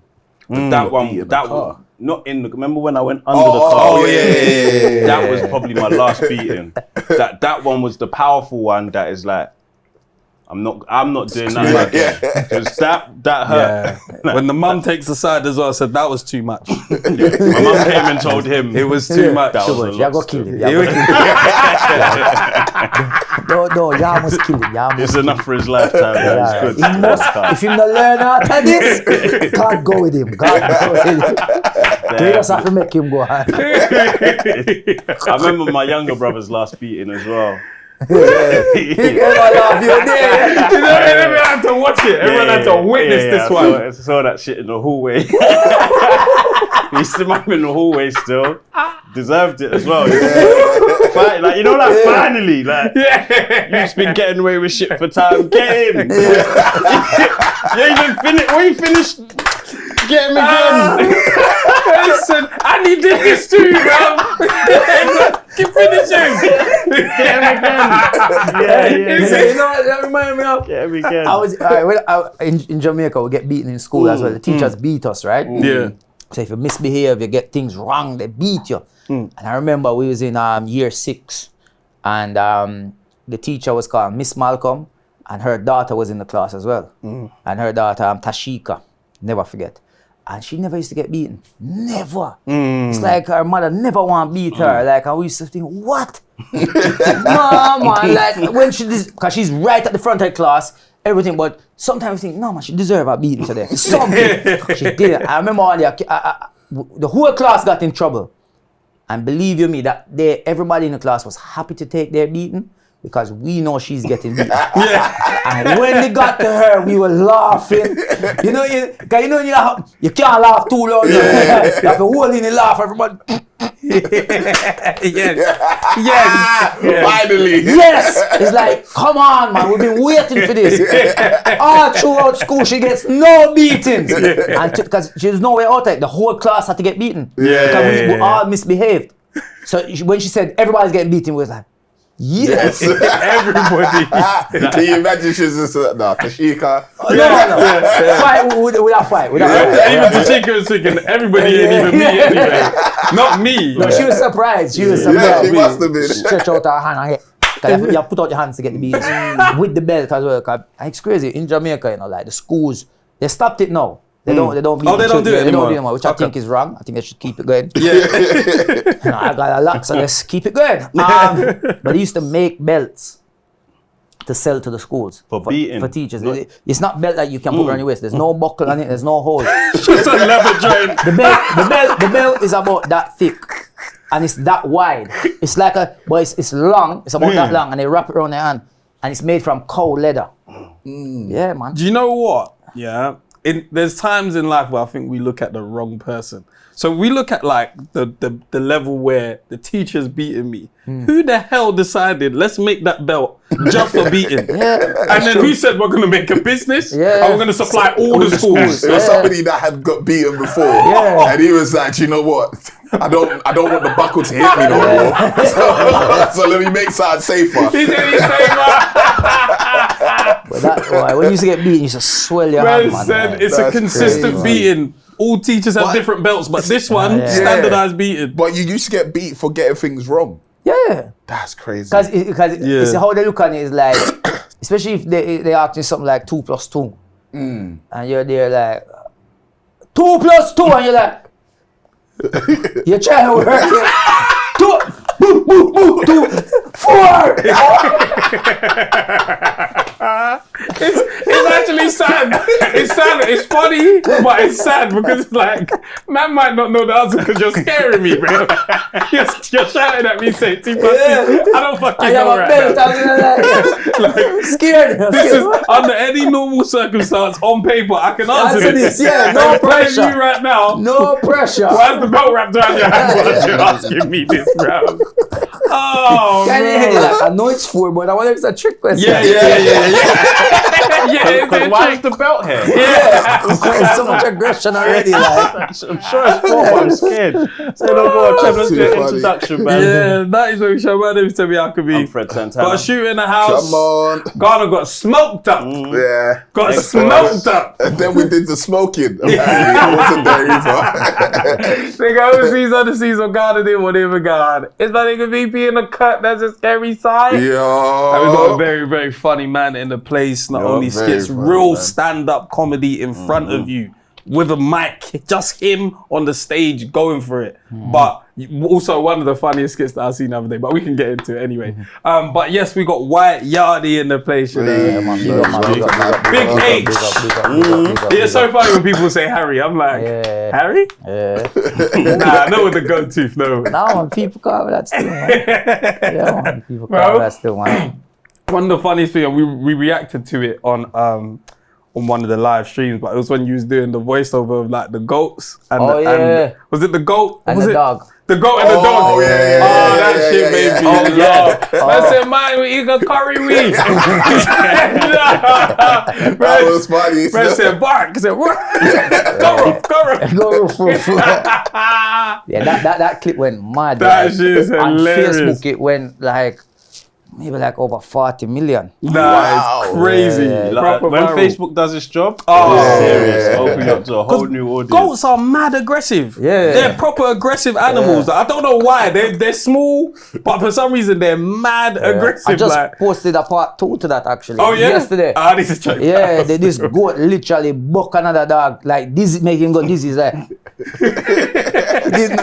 didn't know what to look like. It's crazy. And he's there like still aggressive to him, like moving towards him every time. Like saying, Yeah. Observing animals is funny shit. Bro. David Attenborough's a smart man still. Yeah. You gonna catch them. You gonna catch. Have you seen the dog? Nature. I think the dog's name King Charles. Yeah, I did one to that. Oh my days, that is the coldest shit ever. That was crazy still. Who's that? He's just a dog that like in whatever pen they're in or whatever. There's like he's the loads king. of dogs. Oh yeah, I've seen that. Crazy. It's not even the biggest dog in the Not house. even the biggest. And everybody bowing down to him. It's when that I don't know. When Tyrant came. What's Tyrant? You haven't seen the thing? No. There's another dog called Tyrant. Okay. And he came in. I was making up nice and that, and then he come down and settle it. He made no, he didn't settle him. King Charles backed off. Swear down. He There's backed a off. new king in I need town. to see that one. They arrested Tyrant for treason. They put him somewhere else because he was disrupting the whole order. I need to see that one. It was crazy, bro. Tyrant wasn't having it. Nah. But what I heard is that the one called King Charles, apparently he had a rough life. Of course he did. He had a see a rough scar life. there, man. He was the first one in there, so everyone came and sees him. You know what I mean? Don't care how big they were or nothing like that. So he was just badding them up from earlier. So I mean, and then you made sure everybody eats.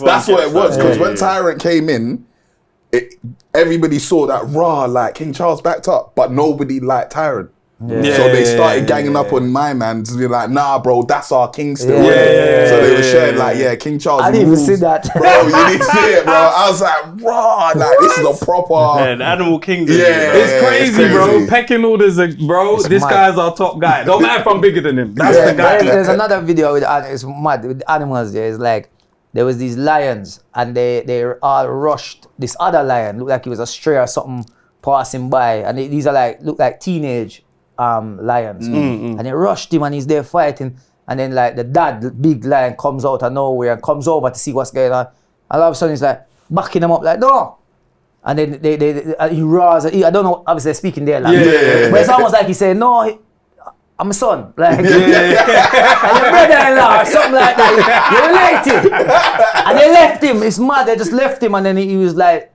looking after him and everything. Like I think it's so crazy. It's interesting. Yeah, I think because as humans, you just think they're not like us, but then when you see them, you're like, that is exactly like us. Of course, man. Exactly like us. It's just bro. different. It's just their own thing, and it's like we live in this world, and we are probably more advanced. But we're all the same, man. They just sometimes if we live like them, we're probably better off. No, what? Because if you think They live about on it, bare minimum. even like when you think about but this King Charles is bigger than one of there was a black dog. I can't remember the breed of the dog. But he bowed down, and I was like, "You're way bigger than this one."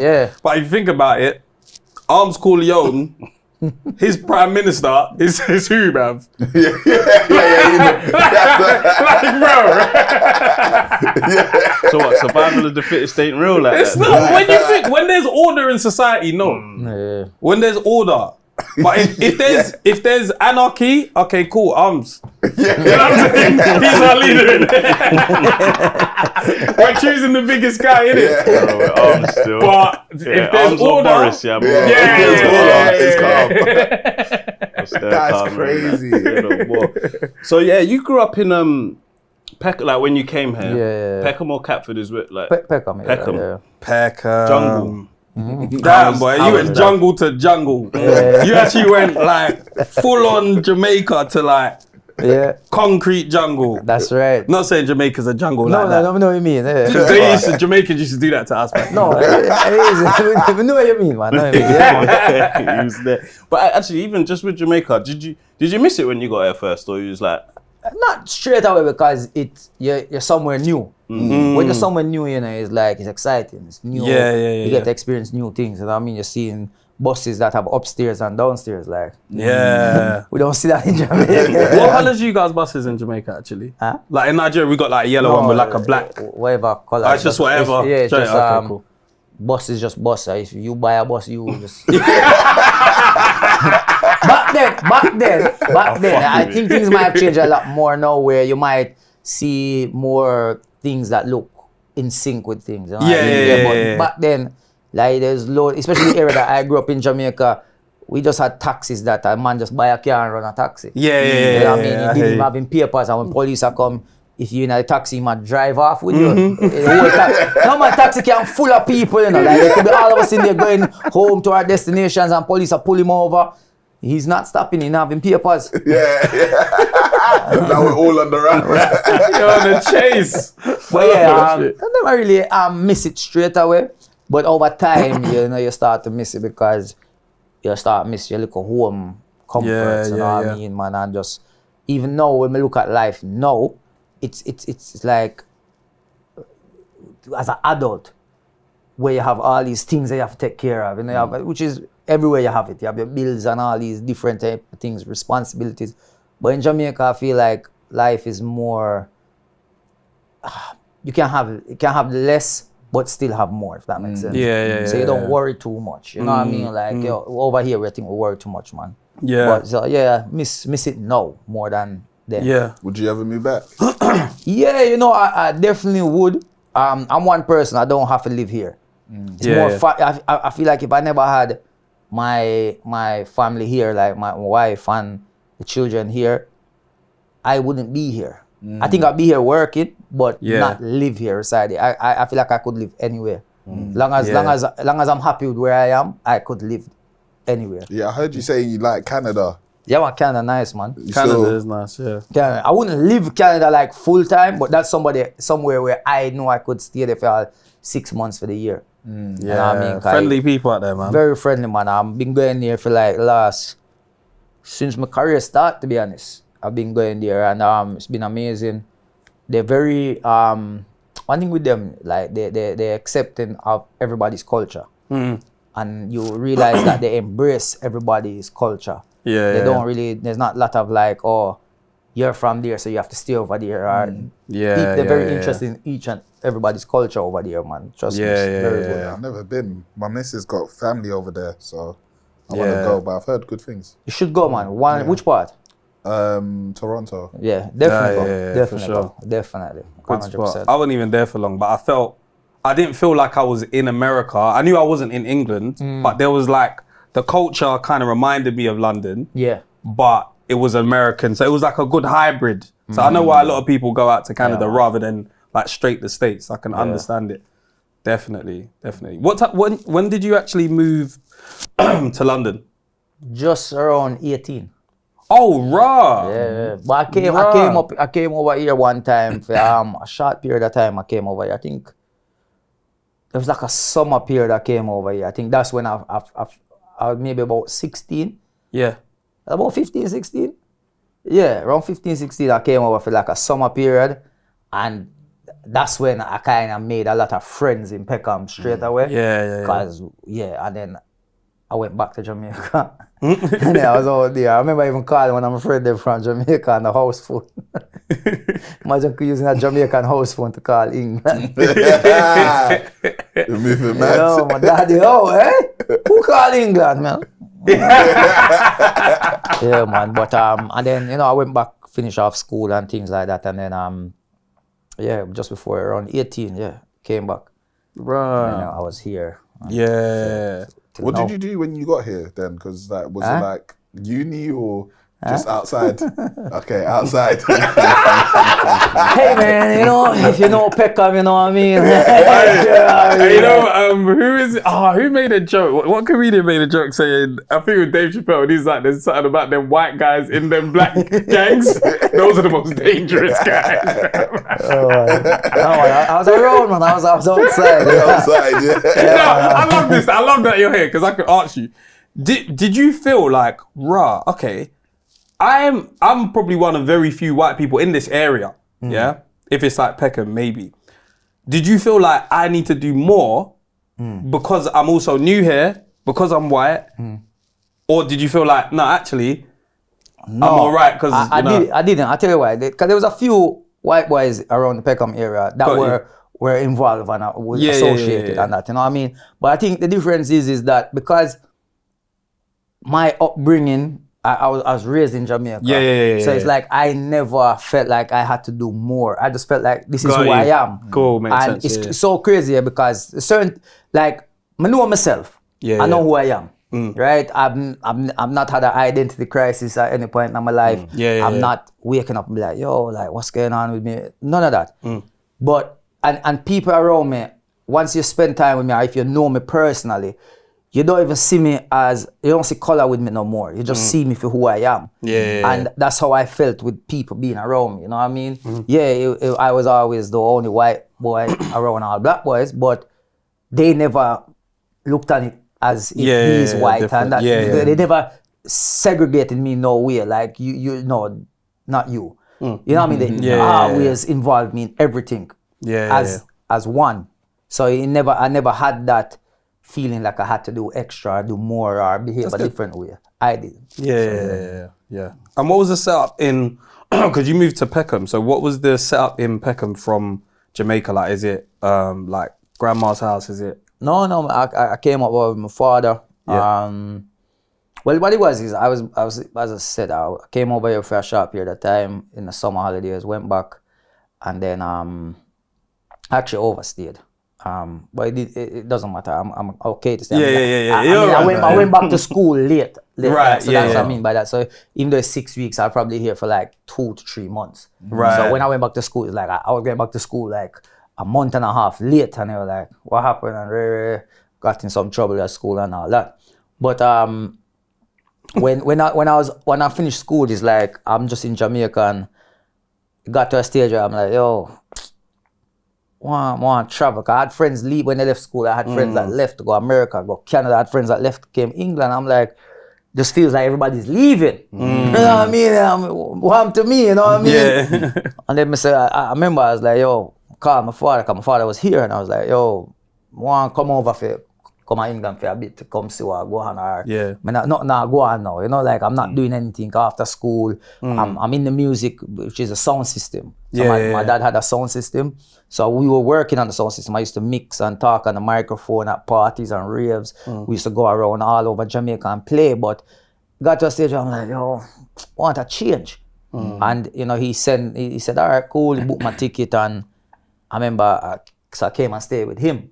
But I can talk about this now because he's passed away, so them can't arrest him. But coming over here now, like it's like I'm seeing what type of involvement. I kind of had an idea what my dad was doing at the time, but seeing it firsthand now, it's like, yo, the man is involved. You know what I mean? It's like him. He's not just the plug. He's the socket. If that makes sense. You know what I mean? So it's like I'm in that house. Yeah. Automatically, that's kind of what I got involved in straight away, you know what I mean? And then being around certain areas, it's like, yeah, this is what I'm seeing all day. Yeah, man, here it is. So I got involved in that straight away, and yeah, man, that was the setup. Yeah, that's crazy. I had no idea. Yeah, never did I. I just assumed you just was funny from young. No, man. No, because even like there's enough people who know me before comedy, and if I said to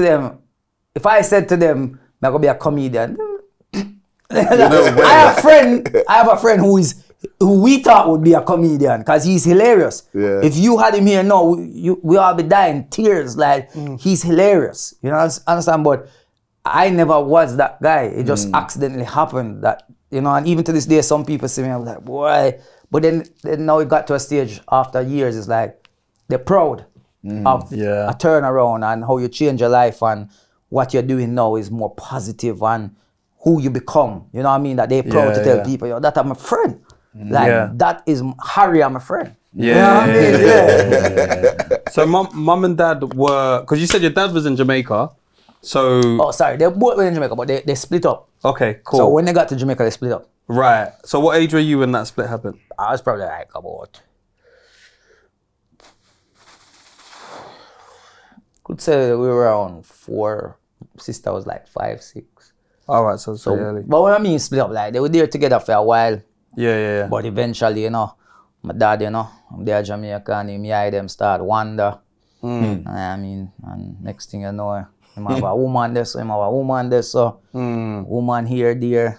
Next thing you know, them not together no more. Yeah. And then I have a stepmother, I have a younger sister. And I say, okay. Yeah. It's normal, isn't it? So, the family's growing. But then my mother, she was still in Jamaica at the time. And then she's over here now. She's here now. But with me, I used to always like to be at my dad's. Yeah. Yeah, I just used to like to be with my father mostly. Want more freedom or? A little bit of that, but kind of that. You know, I enjoyed being around him. You know what I mean? I enjoy being at my mother's house as well. Like, don't get me wrong, I did enjoy it. I sometimes I used to stay at my dad's house, sometimes I used to stay at my mother's house. Depends which house I'm in trouble at. I would go to that one. You know what I mean? But yeah, man, spend time with both of them, to be honest. Yeah. So then you got to Peckham at like a funny age of 18. Yeah. And people still trying to find themselves. Yeah. Like, what was the community like at that time though, and how did that like help you grow into the person you are today? Yeah, well, I like I said, because I think the earlier trip that I had, I already solidified a certain friendship. You know what I mean? And then that friendship just grew and grew because of brothers that they had or cousins that they had, and then also who they knew. And it was a lot of Caribbean and African men, young men, or boys. We were teenagers, boys. So it's like, and in Peckham at the time, it's like, there's Jamaicans everywhere. You know what I mean? There's Africans everywhere. It's like you didn't feel, it didn't feel too much like you're distance from Jamaica, if that makes sense. Because even though you like you just explained, it's like a concrete Jamaica, if that makes sense. You know what I mean? We had loads of Jamaican food shops. You had all the Jamaican guys them out on the front line. You know what I mean? Like, so it you know, it was cool, man. And it does. I feel like experiences that I got early in that time has molded me to be who I am as well. Because early foundations are what you develop from young, are who determine how you're gonna be when you get older. So like being in Jamaica from 3 months old, a baby, all the way up until 18, and then from 18 till now, well, you know, did it here. But the experience that I had in areas like being around Peckham, that area there, is because it built a strength in me to know how to maneuver and deal with things in England on a day-to-day basis. You know what I mean? I'm not a pushover, and that's down to because of the area that I was in when I came here. You know, I could have came here and gone to a soft area. I'm not saying like everybody's soft in certain areas, but you know what I mean? Like you go to an area and then, you know, people take you for idiot. But you know, when you grow up a certain way and militant, if that makes sense, and having certain people around you, you learn streetwise, being streetwise. And it does help, you know what I mean? It does help you further on in life, even with business. So even not glorifying it, I'm not glorifying it, but even if you're dealing with certain things, it's a business that you're running. If I'm getting a product and I'm breaking it down and making money from it, that's business. Now I'm there's times when I'm selling tickets for my shows physically before. I'm parking in a car and telling people, come meet me here. It's still the same business aspect to what you learned by doing what you was doing before, but now you're doing it legal, you know what I mean? I heard you say one time that you think there's like lots of gatekeepers in the UK. Oh yeah. How's that, like, is that something you've experienced firsthand, or like, do you just think you should be bigger, if that makes sense? All right, so there's two things to what you said I'm gonna answer. There is gatekeepers, but there's people who won't work on certain shows if certain comedians are on that show. So there's certain people that will be like, you get a booking for a show, they will ask straight, who's on the show? And if you list certain names, no, I'm not gonna do the show. And that's it.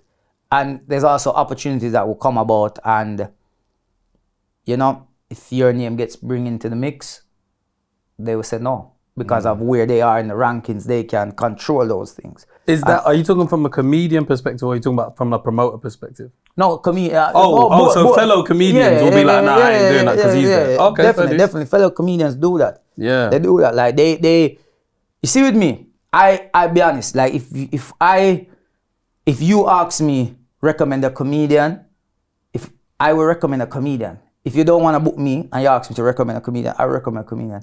If you're booking me to do a show and you say, yo, can you recommend 3-4 comedians for the show? I will recommend. Because for me, it's like, whatever I'm going to destined to get, I'm going to get it, regardless. If I put you onto something and you, for example, if I put you onto a show or a platform or something with me, and you all of a sudden, who maybe not as popular as me or as well known as me, take off because of that and gone to heights, I'm not going to be upset because that was for you.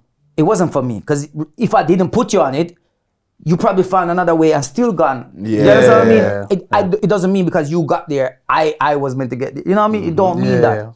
So there is gatekeepers that will do that type of thing and will hold back and not let opportunities open up for you. Like, it's crazy. When I say things, sometimes people, even my wife talk about this sometimes. And I don't speak on nothing like because it bothers me. Don't bother me no more. I'm over it all. But if you ask me a question, I give you the answer. And that's how I talk. So like you ask me the question, so I don't want to sit here and feel like it's like it's stressing. It's not stressing me. You ask me a question, so I'm gonna answer it. You understand? Even to a sense where there's certain venues that I cannot get. No matter how much time I try to book them. I've had venues like tell me, this date's not available. Okay, this date's not available. This date's not available. This date's not available. This date's not available. This date. I'm like, until they finally, okay, we have this day available. They give you a date like a Tuesday. I'm like, all right, cool, take it. And it's like, oh, because they think you don't want it. Yeah. You know what I mean? Or I've had a venue that, you know, will tell me, sorry, we don't want your type of show in our venue. And then there's other venues that just won't, like we can go through a list of places crazy. And then you look and you see them putting on comedy shows in there and you're thinking, how come I'm not couldn't get this venue, but this comedian's in here, this comedian's in here, this comedian's in here. And then you look at me like, okay, something right there. You know, things like that. When you say as well about, do you think should be bigger and stuff, there's two things to it. With comedy, I don't feel like there's an age on it. It's not like an artist with a music, a rapper, or that, because some of them have a age where it's like, all right, that's your prime, you have to stop now. You can't be in your 30s talking about certain things. You can't be in your 40s talking about certain things. With comedy, it's fun, it's humor. We talk about experience. The older we get, the more experiences we have. You know what I mean? I'm gonna have an adult son soon. So that's new experiences to talk about. My daughter's still growing, new experiences to talk about. Me and my wife, how much years we've been together, so much experiences. You know, living, traveling, going around the world, all these experiences I can still talk about. So there's no age on it. And you don't have, getting bigger and bigger is just time. Because you can get there no matter what age. You know, I look at Samuel L. Jackson. When I look at stuff when I see the facts on him that he didn't get into acting until like 40 something, that's when he got it, and he's like, what? But he's like one of the biggest out there, if that makes sense. You know what I mean? So those are them little things that I look at, like time it will tell, you know. But the only thing I have to say about that is that I could have been bigger if I was a gimmick. Okay. Right. Got You understand what I mean? If I was a gimmick. I hear you. Hey, listen, man. Hey, you be going to booking agents. You know what I mean? But no, it's real talk, because I've sat in interviews. I've sat in meetings. I've sat in meetings with production companies, with big TV commissions, all of these different things. And when they talk to me, they thought it was all. They're like, oh, you actually speak like that. This is you. Like, oh. And then we never hear from them again. Because they want a gimmick. Because the gimmick will sell, innit? And the gimmick will, because negativity sell, right? So you know that there's going to be an uproar if it was fake and this was all a put on thing. How come he's getting it? Look at this. So then there'll be so much controversy around it. They get their numbers, they get their views. That's then it. You're done. They're done with you after. You get me? So you get big, you make your millions or whatever you can make out of them. And then you go about your business. You know what I mean? But because it's real, it's harder for them to sell it. That's what it is. It was harder for them to sell it. Yeah, because they put Peter Andre in the Jamaican film or something. Drink water, my business. You know, I thought it was old, you know. I actually thought it was an old joint. They're like, no, it's coming out. It's like, what? But the interesting thing about that is like, you chose not to code switch. Do you know what I mean? Because like with us in a workplace, we will code switch because we're like, cool, we're at work. Maybe you put on a different voice, a different kind of swag, whatever you're wearing, whatever. You change. So do you feel like if you was in those meetings and you code switch to, let's say, more of a British accent to kind of give them the vibe that, not that you're a gimmick, but all right, let me do this meeting the way you guys may want to do it. Do you think that could be advantageous for you? Because I would switch as fuck in that room. It could be, but I think it's because of what they wanted. They remember, they have a vision of what they wanted. I get what you mean. So it's like they probably when you're coming across and it's like you really is what you're saying you are. They weren't expecting that. They're like, no, Harry's got a gun on him. Harry's got a gun on him.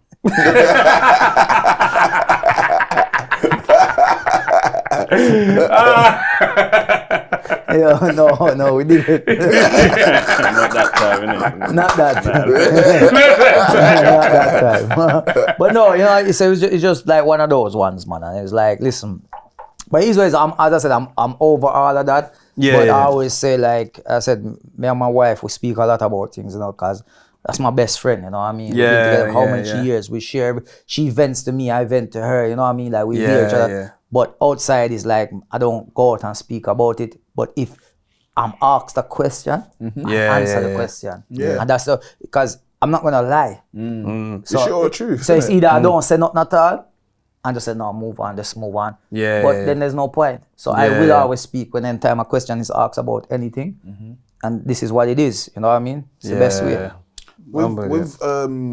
So you got 18-year-old and an 8-year-old. Yeah. That's a big gap. That is a big gap. Big gap. Yeah, that is a big gap when I think What was about it like? Focusing on career time, or what was it? Yeah, well, a little bit of that as well because 13 years now I started to stand up. So my son was very young when I started, and then things were going like I'm going away. Like there's a lot of times I'm traveling. I'm out of the country. I'm going to America. I'm going to Canada. I'm doing shows, and it's like climbing. You know what I mean? And then my wife at the same time was at uni when I was starting as well. And there was a lot of that in between. So it was even when we was engaged for a long time that I had to engage again, I had to propose again. Yeah, I feel like the first proposal was so long, like, you go say like, you propose and it's like 3, 4, 5, 6 years, and I know, I have to go freshen it up again, you know what I mean? And go again, you know what I mean? So even that happened in between, you know what I mean? Like, and then we had a baby, we had a little girl, and and we only got married after COVID because we was meant to get married before COVID. Right. And then COVID happened, we planned it, then we had to move it again, and then eventually it happened. And How was that period for the relationship? Because obviously, when you met your wife, was you doing stand-up? No. So then now all of a sudden you're a stand-up comedian. Yeah. Like how was that for her? Yeah. Because what was you doing before? He's a fed. No, see up the wire, everything, straight there. What is that? Straight to MI5. Make sure I'm checking. They're behind the wall, just How was that period, like the adjustment for her? Like all right, so it was, she was already all right, so my wife, she was a part of So Solid crew when years ago. They had a big group, there's loads of them. So she was a part of them. She was, which song? She was in a few of the songs. Her name was Tug Angel at the time. She had the 2 plots. She done the dancing at the end of 21 Seconds, and then she was in the Deep Roller. Deep Roller. So she was in that one as well. So she kind of had a little insight into the entertainment industry already. Right, So she already was telling me certain things that be prepared for her, and so she kind of had the idea of what can happen. But because she was there from before it, and we knew what we had, it's like she kept me grounded with a lot of things. Don't get me wrong, there was a time where things, it'll get to my head and I feel like, you don't know what you're talking about. You never big like me, you know what I mean? Like, you know what I mean? Like, it did get to a stage and I felt like I know more, but it doesn't matter. She already had an insight into it. And remember, she was around a group that was dominant by a lot of men. So she would see what they are, how their lives are going and what things are happening to them. So she would always give me a little insight on the experience that she's seen and stuff like that. So it helped. It did help. I'm not gonna lie, it did help. And it helped me to stay more grounded throughout my career. You know what I mean? And man, she proud to see where I am. And me give her flowers all the time because you need a good woman beside you, man. If you have a partner beside you who don't care in what you're doing and don't try, be interested in what you're doing as well. Yeah, man, you can't go left. And she's always there for me, man. And we work together, because she has a career. She's a midwife. You know what I mean? So we have to compromise on things. Tug angel to midwife. Tug angel, Right? But yeah, man. So she good, man. She good. Yeah. How did you guys meet? Becca. Old school. I went up to her. I saw her in her car. There's another story to just before it, but I was safe that way. But I just went up there and spoke to her and I talked to her and I gave her my number. I said, take my number. Yeah. Was she in traffic and you approached the car? No, she was parked. She was waiting for her cousin. I knew her cousin. I didn't even realize it was her cousin that came out the car. Her cousin came out the car and run into a shop. And I was in another car and I came out the car and went to speak to her. And her cousin came out. I was like, oh, I know Harry. Hope you know me in a good way. And I was like, listen, take my number because I don't deal good with rejection. So take my number. I don't deal good with rejection. On a piece of paper, like into the. And I think I gave her a number. No, I typed it in her phone. I typed the number in her phone. I said, here you go. If you want to call me, call me. As simple as that.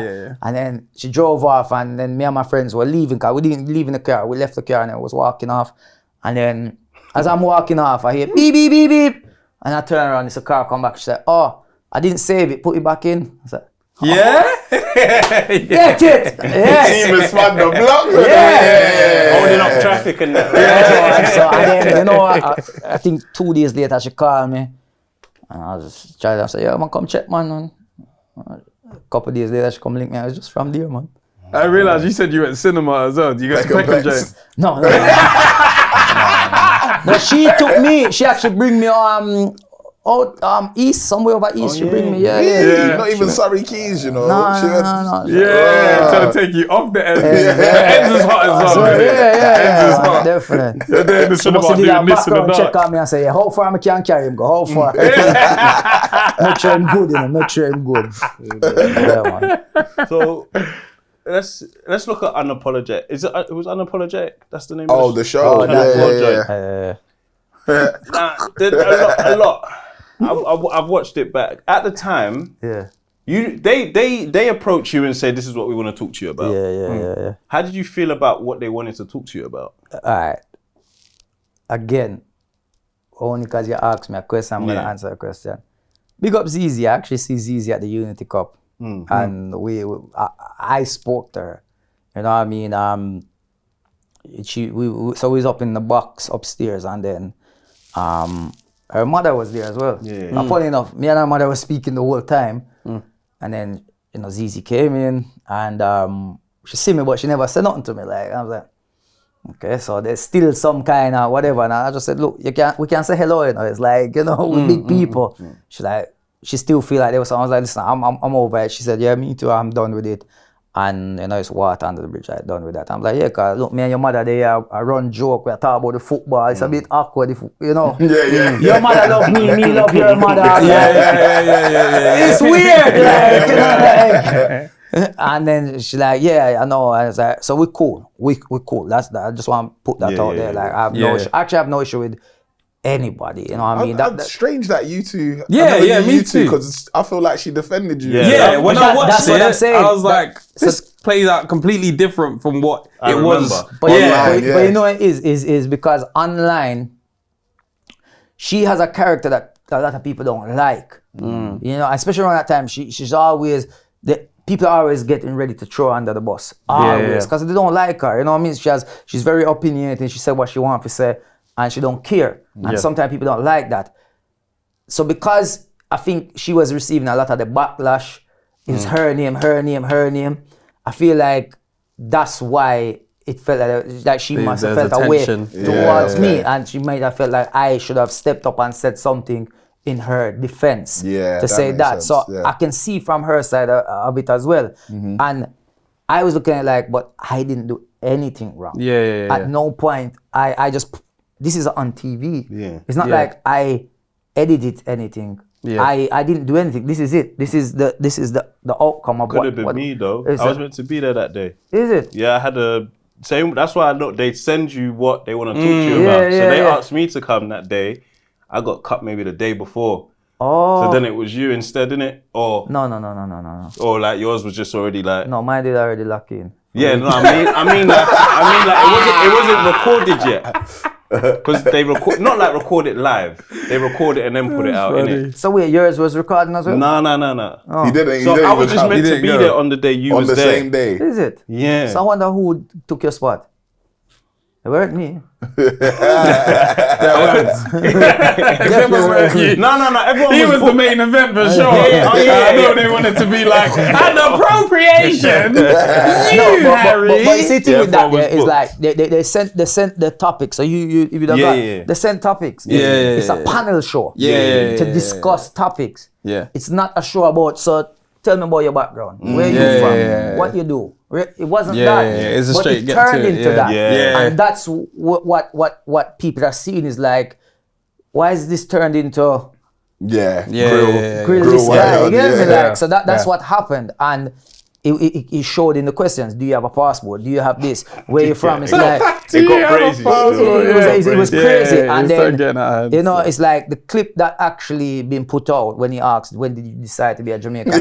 I didn't even get that clip. Was put out by another page, a big page, and I saw it and I said, let me repost it as well, and I put it out. So I'm like, yo, my reasons for putting it out is also to kind of like, listen, man, I'm done answering this question because it's a question that comes about. So that was my whole reason of putting it out. I'm finished answering this question. Here you go to everybody out there. Do not ask me this no more. I'm over it. You understand what I mean? So that's why I put it out. Obviously, the backlash that came from it and so on. And, you know, that was it. I feel like it opened you up to a whole new bunch of people, though. Yeah. I knew about you. Yeah. I never really questioned your background because I was just like, it don't affect me. Essentially, just like, he's a comedian. I'm only coming here for comedy. I'm not coming here for history lessons. Although you probably do know your history and whatnot. So I was just like, it opened me up to more about you. But because I knew about you, but I didn't like. Maybe I didn't follow you like that, like your story and whatnot. But I think it's the saying like, all publicity, bad publicity is a bit good sometimes as well, isn't it? Because definitely more people was like, oh. I like what he said anyway. I like how I answered it, handled it. Definitely. I'm gonna check him out. I think especially for a comedian, for sure. Like people be like, I've got 10 minutes to check out what he does. Like, or who is this guy? Let me go check it out for sure. So, 100%, man, 100%. But then again, from that, you know, not many. I think I only been back on TV once. And I've been back on TV once. So that's another thing. Again, it's like. Yeah, you never know what bridges might be burned as well. Because again, even when they did their second season, because that was the first season and the second season, the opening line of this, and this is another thing, is like, I get it, at the time there's going to be a lot of, you know, moments that people are going to be heated, there's a tension there. I'm over it, just making it clear to everybody. I'm over it. Me and ZZ good. As far as me know, from after the game, we don't have no issues. I have no issues against anybody on that show anyway. But your opening line of the new season was, we're back, people. A lot of people didn't think we'd be back, especially White Yardie. Why? Why would you do that? If, you know what I'm like, why? You know what I mean? And it's like, you were a moment, innit? So, but this is a second season. Remember, I was on the first episode of the first season. Remember, I was on the first episode of the first season, which I guarantee, if they put it out the numbers, it was the most viewed. Probably was, which is why your name comes up again in season 2. Yeah, you have to bring it out. But guess what? I didn't react to it. Yeah, of course. Because I could have filmed it and said, look at this. But I said, I'm done with this, and I moved on from it. You know what I mean? And it's like, it is what it is, man. It is what it is. It's so, when there's something detached from a situation, you view it very different. Because when I watched it again, I was like, you know what I mean? I understood why there was an uproar, but I was just like, okay, cool. That seemed like that. Yeah. Ignorant question, answer. Done. Do you know what I mean? Done. Like, it's actually done. I think the uproar came from, you know what it is because I still, even at that time there, I still had a large following and people know me, you know what I mean? And I think people just didn't like the fact that it felt like it came to back you still. It's just him alone by himself. Why? You know what I mean? What you want the man to say? Because even the guy who asked the question, you could see, even when I'm answering, he's like trying to rush on from it. Okay, I get it. Because he realized, I think he realized afterwards that you're actually that was a wrong thing, you know what I mean? But as I said, listen, man, I wish no bad against them all. I wish them all the best and everything they're doing and make them prosper, man. Amen. So then even like coming out of Peckham, who else like rose out of Peckham with you? Who else like come out of Peckham with you? Like around the same time. What do you mean? Success. Success. Yeah. Fancy, yeah. Enough people, man. Enough people. You know, obviously, you know, Gigs. You know, he's probably the most known out of Peckham. At time, who else? You know who I know personally? No, as in like, Or just people in general? a bit of both, because like, say, Well, even most from Peckham. Mo Gilligan. Yeah. Yeah. Okay, because then I was gonna say like in terms of like comedy, who's like embraced you and who went through a door first and opened it for you? Nobody, man. Me open my own door, man. Big up Slim. Me and Slim actually have a mutual friend at the time. I didn't know Slim at the time. And I went to, this is even before I started to do comedy properly. And I went to meet my friend. I went to his house to check him. And Slim was there. And he was like, yo, Yardie, Slim, this is not the comedian, you know. I said, oh, yeah, big up yourself, man. Yeah, man, bless up. I said, yeah, you're good and rare. Deal with I'm left. And then when I start getting to comedy now, I remember my friend didn't know Slim. I said, yo, can I ask Slim if he know any comedy spots I can go and test out some material? And then Slim tell him, say, yeah, link this man and Rare down at the Sunday Comedy Club that used to be in Streatham. And that was it from a winner. So in a way, only Slim is the only person who made that introduction for me. But other than that, I came in the game and just kind of do my thing. And, you know, at first, a lot of people never liked when I came into the game because I looked on it straight away. I came in with a business mind. Because I say, yo, we should put on our own shows, man. Why promoter? You know, like a promoter not tell joke. Yeah. You know, like, just a book we and but because what it was as well, I think at the time, and this is, see, I don't get enough credit, yeah, and I'm okay with it, but sometimes I feel like, nah, man, people forgive me my credit where it's due. Because when I came in the game, yeah, comedians, what they were getting paid was ridiculous. Ridiculous. I'm talking about like, yo, like, really? That, yeah, man, that, like, we're talking about shows where people are 800 people, 1,000 people. You know, you might even have 2,000 people in a venue, but there's no comedian getting paid more than £500. You have 1,000 people in here. Yeah. What? Your headline is not even getting £500? Yeah, that's crazy. Do you know what I'm trying to say? Yeah. So when I was looking at it, it's like, even when I was doing shows and the man might offer me certain money, I'm like, but then I started to understand, I cannot make a decision for other people. I cannot tell you what to take and what not to take because I don't know your circumstances. I don't know if the electric is running out at home. You understand? I don't know if you have a newborn baby and you need to buy nappies. I don't know your situation, so that £50, you might need it. You understand what I mean? Because that's what some people are getting, like £50, £100, right? And when I was seeing this and understanding this is what it's about, it confused me, and I'm like, no, man, this have to change. I'm not taking that. So I rather you don't book me. And that's when I start doing my own shows. And every comedian that I booked, when I used to book them, I ask you your fee. You tell me your fee. If I feel like you're putting up your fee on me, especially because that's what started happening, you know. Certain comedians were like, yeah, we want this. And I'm like, brother, I'm doing a room of 200 people or 150 people. And you're charging a man that's doing a room of 1,000, half of that. I wouldn't tell you no. I'll tell you, I cannot afford you this time. And that's what I used to do. And then they used to come back, no, my fee's this. And I'm like, but anyway, so, you know, I started to do my own shows and I pay. When the comedians used to turn up, drinks. Because that's another thing, you know. I used to come to shows. You don't get no drinks. You don't, you understand? Like, a bottle of water is the most you might get. Like, what? And I used to pay comedians. And as soon as they get in, here's your envelope in your hand. Because you're here, you're ready to work. Here's your money. Some of them were shocked. Big up Mo. First time I booked Mo for a show, I put the money in Mo's hand. Said, here you go. He's like, nah, bro, pay me off. I ain't even done my job yet. Like, no, man. I was like, all right, cool. I kept it for after and paid him because they're not used to getting paid before. And then no promoter was booking me because I set my fee and I wanted that. And if I'm not going to get that, it's okay. I'll go and do my own shows. And now, there's comedians now earning good money because of those things that I did. I start showing them that you can put on your own shows. Big up Ori Styler as well. Ori Styler was always putting on his own shows from early as well. We were putting on our own shows. We were now demanding certain money because we didn't need promoters. We're showing them we don't need you.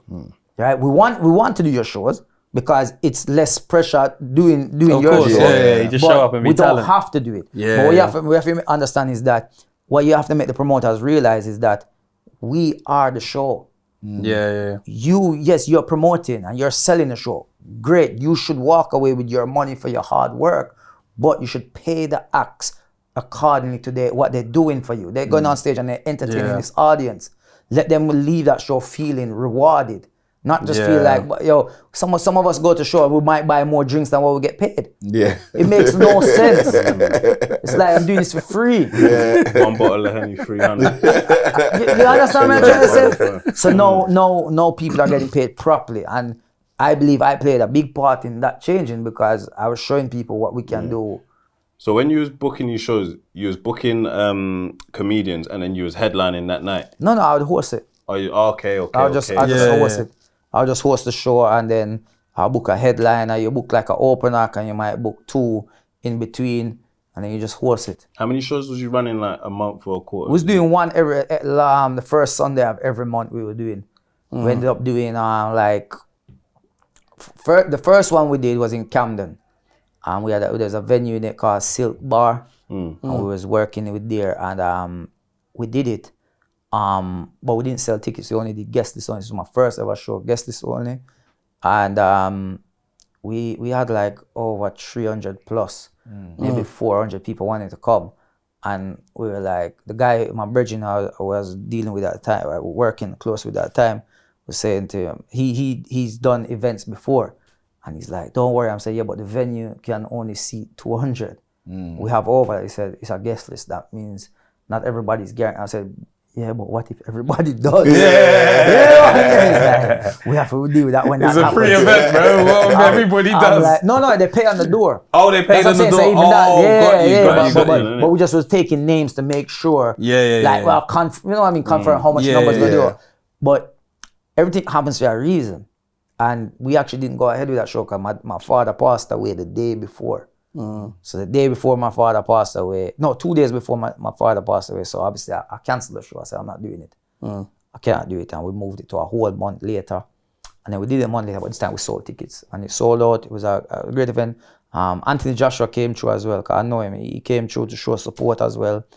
And we started to do every month, once a month. And then he was getting big people saying, yo, come Birmingham, come Wolverhampton, come Northampton. They tell me to come everywhere. So I'm starting to take it on the road and going places, and I'm bringing these guys with me everywhere we're going on shows. I'm booking them all over, you know what I mean?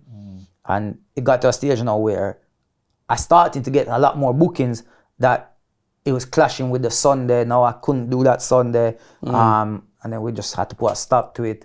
And that ended there, man. But then I still did shows, but I was doing more. Instead of doing them once a month, I might do one every 3 months. Might do one every 6 months. You know what I mean? Like different areas of the UK. So yeah, man. Yeah. Would you bring it back? You know, I don't know. Like it's. I feel like no, it's very tricky now because there's not that. All right. So in terms of comedians, right? There's not that many in the sense of who come and do it now. And I'm not gonna expect you to come and do a comedy show. Like there's certain comedians who are at a level now where they wouldn't come and do that show. Yeah. They just wouldn't. You understand? And then there's not enough there to have it that often without you repeating too much. Do you understand what I mean? Like you see in the UK, right? You have to understand, like we have 2 comedy circuits. We have the white circuit and the black circuit, which them call mainstream is the white circuit and then urban is the black circuit, them call it, right? Obviously, a lot of people aim to get to the mainstream circuit because they want to do the mainstream circuit because there's more eyes on that. You know, there's always like TV commissioners, people who are writing projects. There's all these people that go to the mainstream looking for new talent. They don't come to you hardly see them on the urban circuit, right? And they should be on the urban circuit because what happens now is that a lot of comedians aspire to get onto that circuit, and once they get on a circuit, they don't come back over. So then the pool gets smaller and smaller and smaller, and it's sad because then you're killing our scene. You understand what I mean? This scene over here is not thriving because everybody's leaving. And then when you leave and don't come back, you know what I mean? It's like everybody over here is fighting, but then it's like, if you only have a handful of us left, it's the same handful you keep seeing cycling around. It's going to kill off the scene eventually. Yeah. You know what I mean? I feel like they should, the ones who go over that side should always come back, but also we should try get the talent, the talent scouters to come over our side to find us. Yeah. You understand what I mean? And that's how it should be. Because there's so much, like the black comedy circuit is hard. It's not easy. You know what I mean? Like to make people laugh on this side is tough. Yeah, very tough. Yeah, man. People come over that side that deal with some real problems, you know, man. Trust me, real problems. I come down for come laugh now, and them sons front row. You even there on stage, I say, watch out. I remember I posted a clip of it actually. There's this guy at a comedy. There's a few, don't get me wrong, there's a regular comedy every Sunday. Every Sunday at Backyard. Not every Sunday, every sorry, they do it the first Sunday of every month. So they do one every first Sunday of the Where's month. that? Backyard? Backyard. It's over east, somewhere over east, over. Okay. Yeah, but it's good. I've done it a few times. I was there at one of them, I think in January or February, and I was the headliner, and the host was going on, and there was like 3 guys sitting there, but one guy just weren't laughing the whole time, no matter how much they talked to him. But the guy was like, "I'm gonna just leave you alone." Everybody tried to talk to him, and I'm like, I took it as a challenge. Like, nah, man. So I go up there, and it's like, again, being a comedian, it's not just about trying to be funny or saying funny stuff. Sometimes you have to relate to people. And that's what it is. It's like, if you could be the most hilarious comedian, but somebody can sit in there and they're going through things, but they can't relate to what you're saying. That's why they're just sitting there like, look, their mind's still somewhere else. Because everything you're talking about has nothing to, they cannot relate to that. And I went up there, I remember, and I started talking about children. I was like, yo, I have 2 children, I'm done with them. I look at him and say, you have children? The man look at me and say, so I bet you have enough with him. He said 5. 5. You see the clip? He said 5. He laughed at everything now because that was some funny like, shit. Yeah, because he's going through He said, how old is the youngest one? He said, I don't remember. Then he said, how old are you? He said 31. I mean 41. See? I was saying, you don't even know how old he is. See, that's what 5 kids do. That's why you're in your stress. And he was laughing because now I'm relating to him. You know what I mean? Instead of just throwing jokes at him, I'm bringing him into this now. You know what I mean?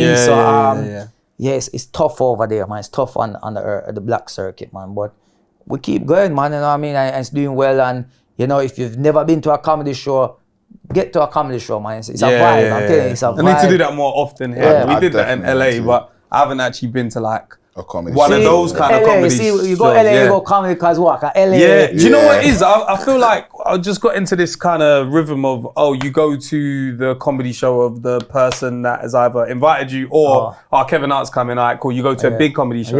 But I wouldn't even know. I feel like our era wasn't raised on like comedy within the UK like that. No, you're right. We obviously saw like, let's say Eddie Caddy and stuff, but we Sunday show. No, we had Sunday show. Yeah, there was Sunday show, I think it went into skits and peaks. So that's what I'm kind of getting at. We kind of got into where it was just kind of online. That was like where a lot of our comedy was. Whereas our brother's age, comedy shows, like Slim, do you know what I mean? For years, I knew of Slim. Sunday show, we were kind of just about old enough before it even stopped. And then after a while, it was done. And then it was just internet. So like, I know my brother's side, like, them man, they would listen to Delirious in his ear. You know what I mean? They would listen to it. They were very into comedy. But you know what it is? It's because in America, obviously America is always advancing everything. Yeah. So even, but then again, with America's so big. Yeah. America has, in every state, there's comedians, loads of comedians.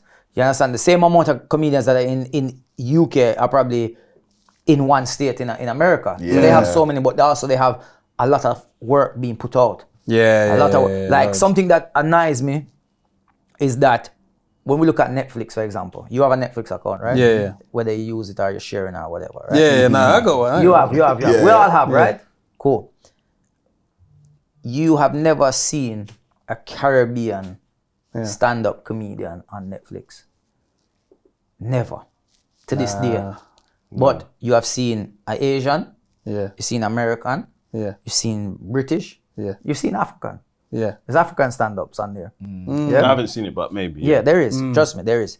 But there's no Caribbean on there. Because in their eyes, Caribbean's small. It's not small. Because if you put all the Caribbean together and outside, we're talking over 40 million people. And they all have accounts. Yeah. You understand what I mean? Why can't we see this? And that's why our circuit doesn't thrive as much, because we don't get that much But opportunities. Mo was on Netflix though, right? He was. Yeah. But and when I mean carrying, I mean like. Oh, instead of like, okay, cool. yeah, I get you. I like get you go you. hear, you know, you go hear what they talk about. Yeah, You yeah, understand yeah. what I get you. I get you. Yeah. Because Mo would obviously be more Black British. if that I makes understand, sense. I yeah. get So that. that's what I'm trying to say. So, but Yeah. even with him, it's like he's on there. He's got 2 on there. Yeah. Great. Why is there not a couple There should be other? more, yeah. Do you understand what I'm trying to say? It's agree. like, why? And in America, they give them. In America, they give them. They get it. And that's why people, we reference America, because even if you ask like comedians, their top 5 comedians, it's all American. Yeah. Do you understand what I'm trying to say? Yeah, That's what we grew up on, innit? Yes. Yeah. But top 5, I see with the whole top 5 thing, even with rappers and stuff like that, if you automatically always put 2 to 3 people in that group, it's not even a top 5 then. Because almost everybody is going to have the same set of people in. If you ask, I guarantee you ask 10 comedians, everybody has Dave Chappelle in there. Not me. No comedians. Yeah. I'm big up for that, because I don't have him in my top 5. But that's me. It's not really for me. You understand what I mean? yeah, You yeah. ask them again, they put in Richard Pryor. Yeah. Because of and I think Richard Pryor gets put in based off what he has done. Yeah. More than if you even think he is that funny and then this person, you're just putting him because he was one of the first, he was this, he was that. But then that means your top 5. I would never get in your top 5 then. Yeah. You understand? I could be doing this for 50 years. I'm not gonna get in there because Those 2 locked spots at are that. just locked yeah, in. you know, and that's what I always say. Same with rap when people put Biggie and Tupac in. Whether the man them dead for how much years, bro? Like how much projects did they actually put out? Like for you to still have them in here to this day? To this day, yeah. Come on, man! Like, change your top 5, man. We were the times. Who have you seen comedian-wise UK like kill it? Like Coming up now. Or No, like Overall? ever. That's the best show. That's the best 5 minutes, 10 minutes, 1 hour you've ever seen. Kane Brown is very funny. for Very me, funny, yeah. For me, like I think he should be further than where he is. I think again, it's time, and I know he's getting a lot of his flowers now. Yeah. But he's been in this game for a long time, and again, it goes down to gatekeepers and people not being able to get through to certain doors. But now, you know, he's found a lane and he's in it, and he's doing extremely well. And for me, he's always been one of the top, like in the UK for me. Hilarious, never have a bad show, always killing it, whether it's hosting or performing. Yeah, man, him definitely came, bro. Cold. Top. Have you seen like any like of the newer school? Like, is there anybody that you're seeing coming up, or you don't really see that anymore? No, I do see a lot of them. Funny enough, a lot of the newer ones that, again, it goes down to getting your credit, and you know, again, a lot of people don't give you credit where credit's due, but a lot of the newer comics that you will see, they came through some form of me being involved. Okay. Like Christopher Savage, for example.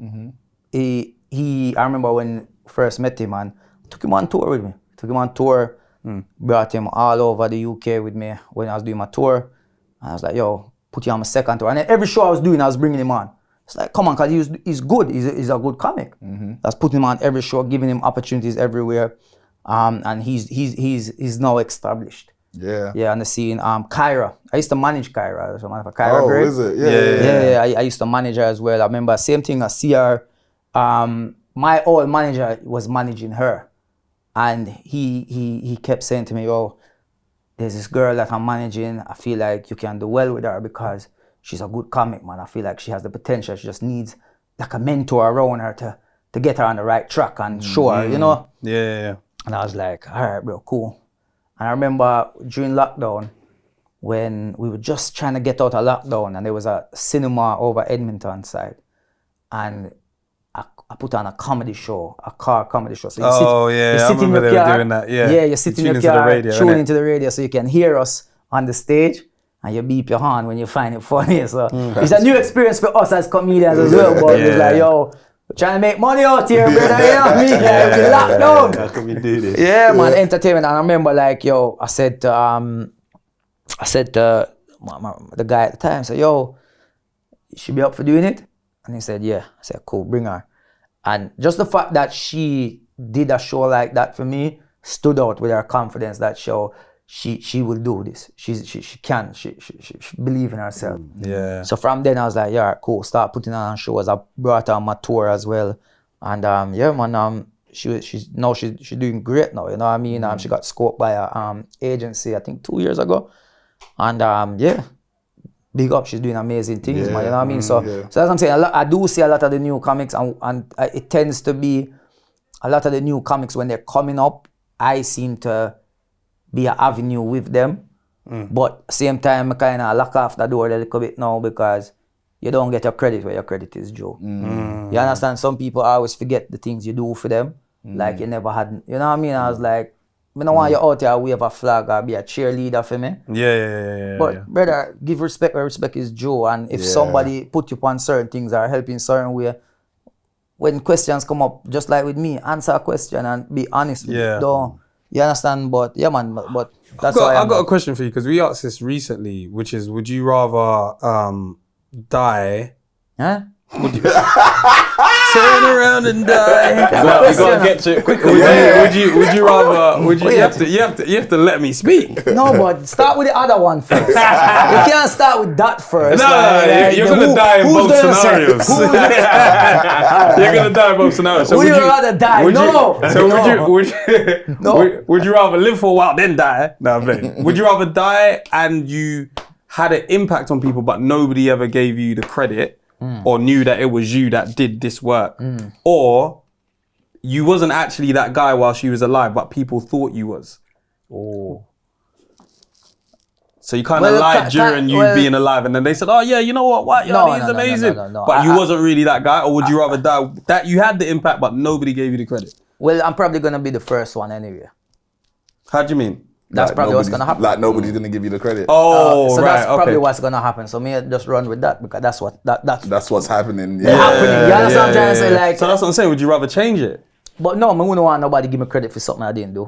I'm not that guy. You give me credit for what I did. Yeah. You understand? You show respect for what it. It's like, you know, when people always when people die and all of a sudden all over them social media, people want everybody Rest want in for peace. this. Oh my God! Amazing, No man, every now and then you can big up somebody, you know. You know what I mean? Like, why you have to wait for that person? Because when they go, this is just me putting something out there. You don't know what certain people are going through in their life. Yeah. There could be certain people that are carrying certain feelings and certain thoughts in their head, and it's putting them in a bad place, depression. Because me suffer from depression, you know what I mean? I suffer from depression. I speak about it on my platform as well from time to time.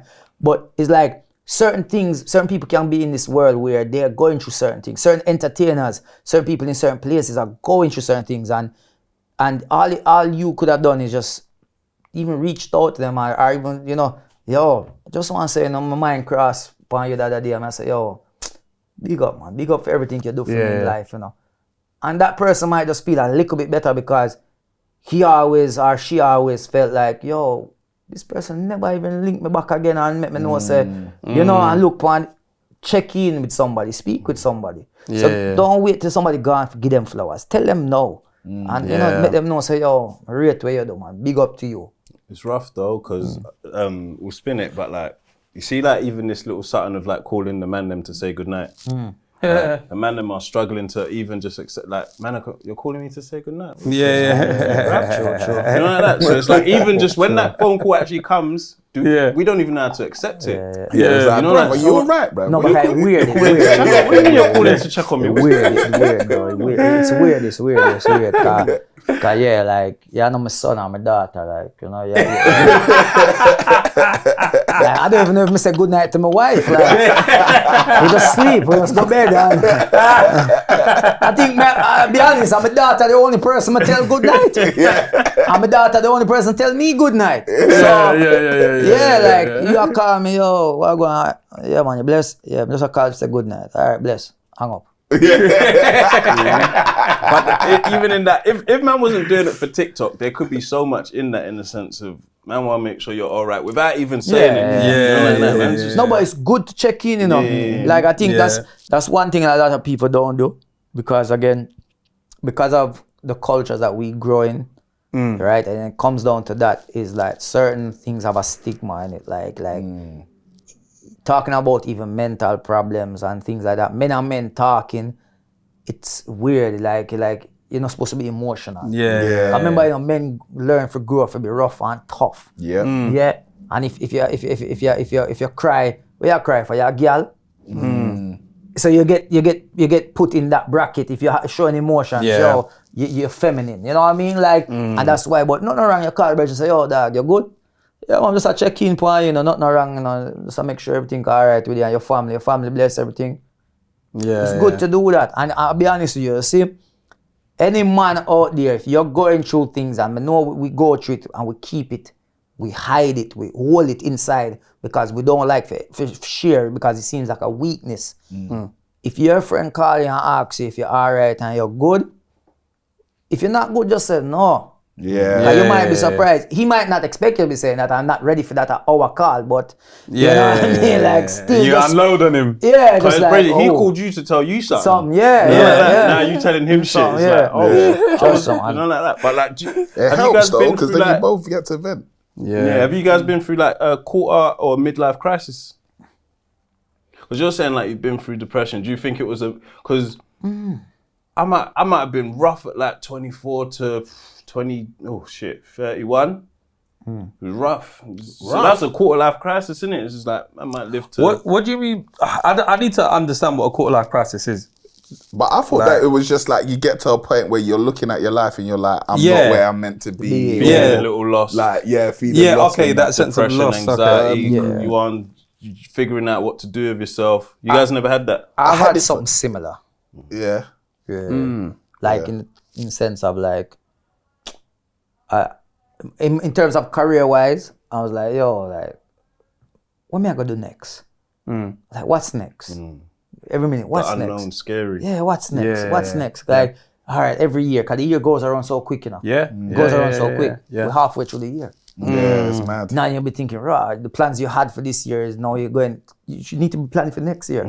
So what am I going to do next year? Do a tour, do this, do that, all right. What am I going to do the year after? Same thing. So it gets to that stage where you start and then you start play upon it. It's like, yo, more and more. And then you can feel like, this something else needs to happen now, man. I need to start figure something out because I'm tired of this, man. And you know, you're not saying you have too much of a crisis, but you're just like fed up. Fed up with the same repetitive stuff. It's boring now. You want something new. You want aim higher. You know what I mean? But how do you get higher? And then knowing it's not that easy, you can start play upon your mind, you know? So kinda check your emails, nothing there. Knowing it book me. You have to scroll up again. Refresh. You have to do it up and reopen. the phone has to vibrate. You see the circle at the top. You're thinking the internet ain't working. Send yourself an email test. No testing, bro. You know what? Sometimes on a Sunday, I'd be like, alright, someone's probably scheduled the email to come in at 8 a.m. in the morning. It's blessed. Something will come in tomorrow morning. I'll see something.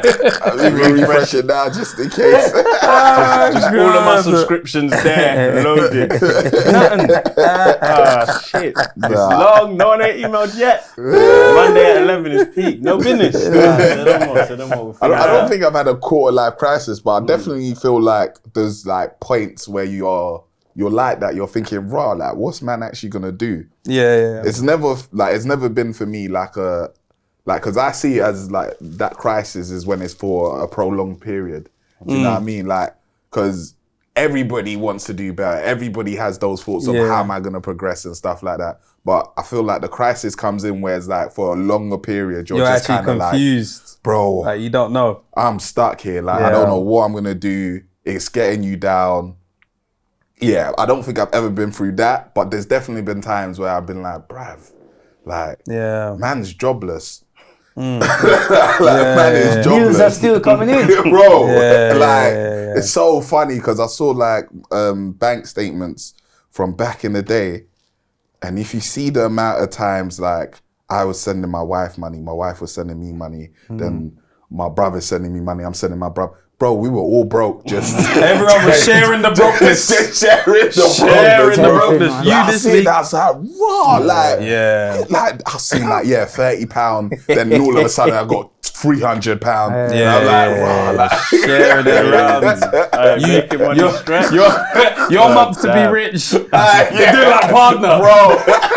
It was crazy. I was like, raw, we went through it. But I definitely remember during that period, it was like every now and again, you'll think, okay, what am I going to do to stop this happening? And it has a knock-on effect, you know, because I think even when I was going through that stage as well, it's one of them ones where it's like, just stop care about certain things, like even like health-wise. I go through a stage where, I put on a whole heap of weight. I never like it, but I go through things, so it's like, I don't even care. I don't even care. It is what it is. You know what I mean? So, but once you get your mind right, man, you know, and go through though, I think in life, we all need some form of struggle to know how to deal with it. So we don't have to go through certain things again. You can prepare. You will see signs of when something's coming, you know. All right, I need to prevent this. All right, I remember last time. Let's not do this. Let's go. You know what I mean? So yeah, man. No, to answer, I'd say probably similar. I don't think I've had a prolonged period of being completely confused or whatless or anxiety or anything like that. But yeah, there's definitely points where I'm like, all right, cool. So where does this go next? But I will, the way I get out of it is actually by trying to plan or trying to do something about it. So I haven't had a period where I felt helpless. I just had a period where nothing's working, but we're going to get there. But I hate Do you know planning. what I mean? What's that? I hate planning. I hate... For some of you, have your 5 and 10 year plans. That's cute. Yeah. But when, you know, when something happens, your plans is out the window. It's brazy, man. Everybody has a plan to get punched in the face. That's the key about having a proper plan. You have to continue the plan, regardless of what's going on. That is the whole point of having a plan. Regardless of what goes on, we stick to it. But the whole point of that thing of everyone has a plan till you're punched in the face is because you just had a plan like everything's gonna be hunky dory. Yeah, you had like, you had a we dream. go 1, 2, 3, 10, 5, and then it's like, nah, bro. What if you go from 1 to -10? Then what? Yeah. And you're just like, the plan never. We didn't plan that. It's like plan A, B, C, D. Yeah. The backup plan for the backup plan for the backup plan for the backup plan. In case that plan don't work, we have another plan. W. Start What's planning going another on? plan. Have you been congratulated, like, of recent then? Like, considering you said, like, flowers and stuff, like, you feel like you've been congratulated? Not really, no. Congratulations, man. Respect, man. I think you've done a lot, bro. Yeah, big up. I'm trying to Appreciate do it, that man. more. I'm trying to just congratulate people. I feel like Yeah, man. if you've worked hard, if you're a married man, if you got kids and you're still out here working and you're still out here like fucking out here. You married? Yeah, bro, we're all married, man. We're all married. Yeah, we are married. Yeah, bro, Big all up, married. man, That's big up. not easy, bro. So you've been with your missus 20 years, you say? Yeah, 20 years. Don't do that. 20 years! Jeez. No, man, it's good, man. It's good. It's had its time, ups and downs, you know what I mean? Big shit, all, man. Where are you at right now? You up We're or you good. down? I think, I think we Tuck Angel. are good. Yeah, we're good. I think we're at probably the best place we've been throughout our whole life. Why do you think that? Because we've worked together throughout everything. I think, you know, it is. I always say this, you know. You see people that you see sit on podcasts or interviews or whatever, and they have their input on relationships, And then you'll be like, how long you been in a relationship? Oh, 1 year or 6 months. I'm like, yeah, that's not a relationship. That's a little boat. That's not even a ship. Like, you're still paddling. Like, you ain't got an engine yet. You ain't built yet. You know what I mean? Like, that's how I look on that. You know what I mean? Like, you have to pick where you take your advice from. Facts. You understand? I'm not going to sit and take advice from somebody who has never had a relationship. Tell me about a relationship. You ain't had one. You ain't experienced it. It's not even just a relationship, a loving one. A loving one. People forget the love part. Yeah. Now just in relationships with people you don't really like and Exactly. shit. And, But- words. things. But what I'm saying is that what you ask is because we've worked together we've been together for that long of time, we know each other like very well. Yeah. And it's not been easy because in every relationship there's going to be compromising. Yeah. You understand what I mean? Because you're two different people. Yeah. Right? You have your ways, I have my ways. You have the things you like to do, I have things I like to do. We have to find a way of how do we merge these together and we are both happy with it. There's a part in a relationship that always happens where it becomes very difficult. And it happens to everybody for all different type of reasons. It comes very difficult where the connection starts to disappear and you do disconnect. And you see that part there? That's the key part where you need to really work together now. I think what a lot of people do at that stage is look outside. And you see, when you look outside, this is what always confuses me, is because like when you look outside, the energy that you're gonna give a new person, you could have gave that to the person you was with. Facts. Find out. Facts. But some of us don't like dealing with certain issues. Some of us you have to learn how to be uncomfortable with your partner. That's a fact. Do you understand what I mean? Like really, and I think that at that point there is when it's a time now for you both to really just show everything of you. You know what I mean? No matter how difficult conversations are, you have to have them. You're supposed to be with your partner and can tell your partner, say, oh, your breath stink. And it should be no way of like, that's rude. Why did you say that to me? You want to come out of the house with your stinking breath? It's acceptance. It's, you have to accept what that person is telling you or offering you. You might not like it. You might not feel like you want it. But that's why, like, even if you spin it back, it's just on the going outside to look for something. So you could be giving that energy to someone, but because you might have felt like you was giving that person the energy, and it just wasn't not even being reciprocated, accepted. I'm offering you this. You're just saying no. But that's why you need to dig deeper. What's the issues? What is it we need to do? You know what I mean? And if you have to, if sometime as well, you might do need a little space. For you to not be around that person, to then appreciate that person. So when people say, oh, hey, if you break up, that's it. It's not it. Because sometimes, because you're together so much together, sometimes you actually just need a little space to yourself. So me and my wife, like, we encourage each other to like go with your friends on holidays. Go away for the weekend, like do stuff like for yourself. Like she did a solo trip last year, you know what I mean? Like she went away for 2 weeks. And I'm like, I hope you're all right. Like I just want to make sure you're good. Like when you're going, like, as long as you come back alive, cool. And it's good because you have to remember, as much as we're together, you're all individuals as well. You understand? You can't lose yourself. So you have to, and it's all about trust. It's all about communication. All these things are key. And when people say communicate, it's not just talk. It's about talking and hearing and listening. You understand what I mean? So some people hear what you're saying, they're not listening to it. I can hear you talking over there. I'm listening to what you're. So trust me, man, like I feel, relationships, and that's we've been through it all. We've been through it all to get to where we are now. Where we're good. Like we're in a good place. Like can't remember when last we argue. And if we argue, it's so small. It's like, small. It's like we just argue for the sake, just see if we still can. Just so we can have some makeup later. Shit, you still good at this? You'd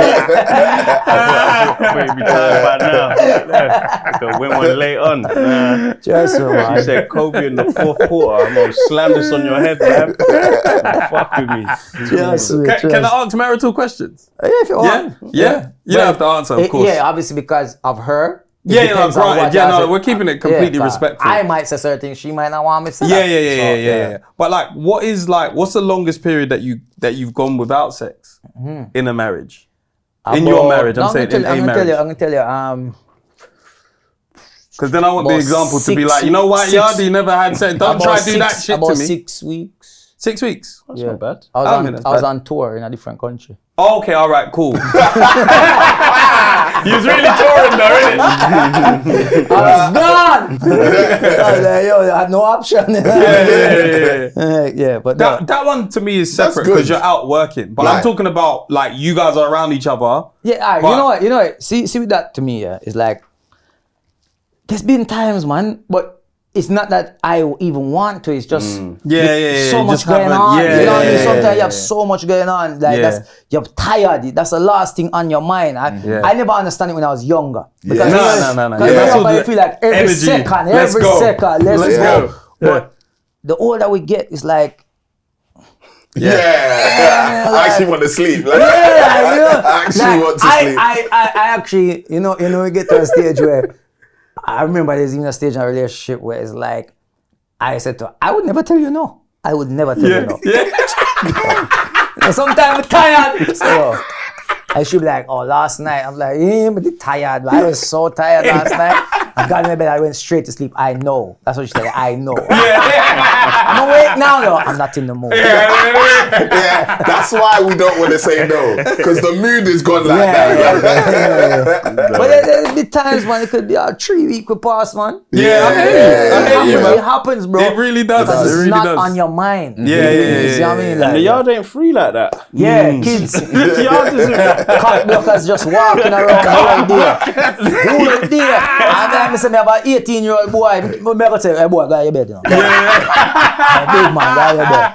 Go to your bed He's now. just there playing Call of Duty for 3 Yeah, a.m. He's thinking he's not asleep yet. Now walk past him do every minute. She sent you to go check on him. So, cool. Because we're getting to the, like, we're like, we got young kids, like, you know. Enjoy. Yeah, like Enjoy. the oldest is 5, you know what I mean? Oh. Like that's my oldest, that's the oldest in this room. You Yeah. know what I mean? Yeah, So you. like 3 weeks. 3 weeks. yeah, he's fresh. You know what I mean? So like in terms of like when it comes to you and your missus being intimate, are you afraid of your son being aware of it? Do you know what I mean? Or are you like? No, we're mindful of it. We have to be mindful. You have to be mindful, man. Cause you know what? Yeah, like it's not. I think the older you get, you know these things happen, but I don't think nobody actually visualizes their parents. You know what I mean? Like what? No, we don't. So it's we have to be mindful. We have to be mindful, man. Because I think if you don't care, it's almost like you're encouraging them then to be as not caring towards you. Then you know what I mean? Man. So you have to be mindful, man. Yeah. But like young 3 weeks. You can still get when it's back open again, when the shops, I mean like when it's back yo, open, I mean like baby, I mean baby, not you can put them to sleep, man. And I mean, you have children as well? Yeah, 7 months. 7. Oh, you new too? Yeah. I know. How many you have? 1 or 2? I've got 2. One's 2.5 and one's 5. 5, yeah. Yeah. Any more? No. Yeah, 2 is good. Boy and 2 girl? is good. Yeah, boy and a girl. Yeah. Lucky you. What you have? girl. Boy. Boy, okay. So you have 1 more each to go. Yeah. If you want, if you want. Go see. Anyone that wants to have 1 child, I completely understand. Was you married? Was you married before the children or? 1 was on the way before Yeah. we got married, and then the second one was whilst we was married. Okay. And you both were married before children. Married, yeah. See the whole thing with marriage, like even with me, you know, people always say, "Oh, married before children" and stuff like that. It depends on how you were brought up on that. Yeah. But both my children are wedding, obviously. We didn't get married before. We got married, well, once they're here, they both remember it. Yeah. And I feel like that was so nice for Yeah. them to experience this, because if you born to your mother and father being married, you hear about it, have children after you get married and stuff like that. Okay, cool, but you don't actually see it. Yeah, You only there's get to hear definitely about power. It's definitely powerful for them Yeah, and to I see really it. feel like it was so good for them to see it, and it probably makes them now appreciate that more. Yeah. You know, being there. And for me, it felt so nice having them there, man. Yeah. man. But they were like quite old by the time Well, yeah, he my getting son married, was yeah. You didn't have to 15. take that long. No, my son, He's actually like, oh, they need to be like paying bills by the time they come to the wedding. NI card. Have to come home from uni for the wedding and that. listen, They need to be able to contribute we to the had wedding. the marriage before the wedding. Yeah. That's what we had. We had the marriage before trying the to push wedding. them yeah. delayed proposals. That's nasty work. No, because you have some people. No, you have some people out there that get married quick, Yeah. and when they true. get into the marriage now, Yeah. they can't do it. Yeah. We had it, man. We had it. Yeah. I like it, man. There's not one way to live, man. 100%. Not 100%. one way. People think there's one direct, you know. Oh, Multiple ways no. can work. Just with Yeah. the right people. Agreed. Because the way I have lived my life, I've realized there's points where I'm like, that was lucky. Like, that was lucky. That could have went left. If that had gone left, I would have been in a pickle. But like that, so I couldn't advise and be like, oh yeah, that's a great thing to do, because I'm like, that worked good for me. Yeah. But Everything works for no everybody, idea. like differently. Yeah. We're all different people, man. So what works for you won't work for me, and vice versa. Yeah. So have you been Whatever. caught Doing what? by the kids? Oh, Yeah, you've been No. caught. Really? man. Are you thinking of the time where you almost got caught, but they didn't no, know? I'm trying to think. Yeah, no. You know, they Well, at didn't least know. they haven't told you. Yeah. They thought, yeah. You didn't hear the door slam when you left. You didn't know there was a young peaker. Oh shit. Nah, I know we definitely have. Definitely have one. A ninja, you know. If you know, for freeze. Freeze. Don't. Oh my gosh. I talk That about is this on so stage, you know. funny. Yeah. One of these things, I talk about these experiences on stage, you know, like going to certain things. There's certain things I talk about, like, you know, like even my son, he had a, when he was young, like 4 or 5, he had a teddy bear on his bed, but he had a little shaky bell. Ding. So make sure put it right where him there. So if he and you hear the ding, I know he's up. Yeah. Knocked it off. So, you learn these little things. That's what I'm saying. We all experience similar things at some point. Thanks. That's right. Cold. Say no more. What we do before we all head home, we got a leaderboard, yeah? Yeah. So we got a little questionnaire. You need at least 12 points to get on this leaderboard. Yeah. And you'll knock off Joe Grind, yeah? What kind of question? Just a couple like general knowledgey things. Oh boy. Yeah? Oh, gonna knock off a fellow Peckham guy, yeah? Can you write down the thingies for me, please? The lifelines. So you got 4 lifelines, yeah? I'm gonna explain them to you right quick. You got Ask a 90s baby. So if you're stuck on my question, you can ask Tem or VP for help. You got change the question 1 time. So if you're stuck, you can ask for a new question. We'll read you a new question. You got multiple choice 1 time. So we'll read you 4 possible answers. Hopefully you pick the right one. And you can skip 1 time. If you skip, you don't lose a point. For every question you get wrong, you lose a point, and the final question is worth 10 points. All your lifelines are on here. Oh my Lord. So I'm gonna hand you your powers. There you go. And we're gonna kick it off with question 1, yeah? All right, question 1. Yeah. Name 5 football leagues. 5 football leagues? Yeah, Leagues, not like Champions League, you know. Talk. leagues, yeah, not So you talk tournaments, like leagues. Premier League, Yep, the Championship, yep, League 1, yep. League 2, yeah, and Conference League. You don't know Conference League? I know conference Like league. you want Bundesliga? I'll take the conference league. Conference league has got a full name. What, is like it? north, south? Nah, it's is it Vanavama now? Oh, is it? Something like that. You can't just. okay. Yeah, but that's 1 point. Cool. Question 2. Got a point. When does the human face use more muscles to smile or frown? When does the human face use more muscles? Yeah, to smile or to frown. Cheek. I'm gonna say frown because you move your nose, you move a lot more than just your frown. It's the frown. It's frown. Yeah, man moved his face to think say no more. Okay, which country shares a border with both Poland and Germany? Ooh. Bit of geography. Poland and Germany. I'm gonna take a while, I guess. You got lifelines? Oh, I got lifelines. Yeah, those in front of you, those are lifelines. Oh yeah. If You can ask one use of them. us or change question. You think you know it? No, I definitely exactly. don't know it. So, And if I answer it wrong, You lose a point. I lose a point. Change question. Okay. Define the word alliteration. A little who? I'm dyslexic, you know. I'm gonna ask. Yeah, I've got you, to be fair. Yeah. Obviously I'm not going to get the exact definition, but it's when words start with the same letter in a sentence. Correct. Is it? Yeah. I learned something new. Yep. Correct. On to Thames questions. All right, cool. I'd like you to name 4 types of flowers. Rose, tulip, daffodil, sunflower. That's the clip right there. All those pronunciations. That's a daffodil. That's it. I got him. Tulip. All right, cool. Next one. Actually, I'll save that for 10 point.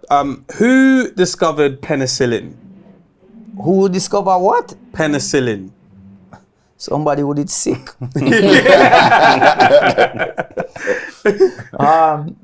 I'll skip that. Okay, Alexander cool. Fleming. Correct.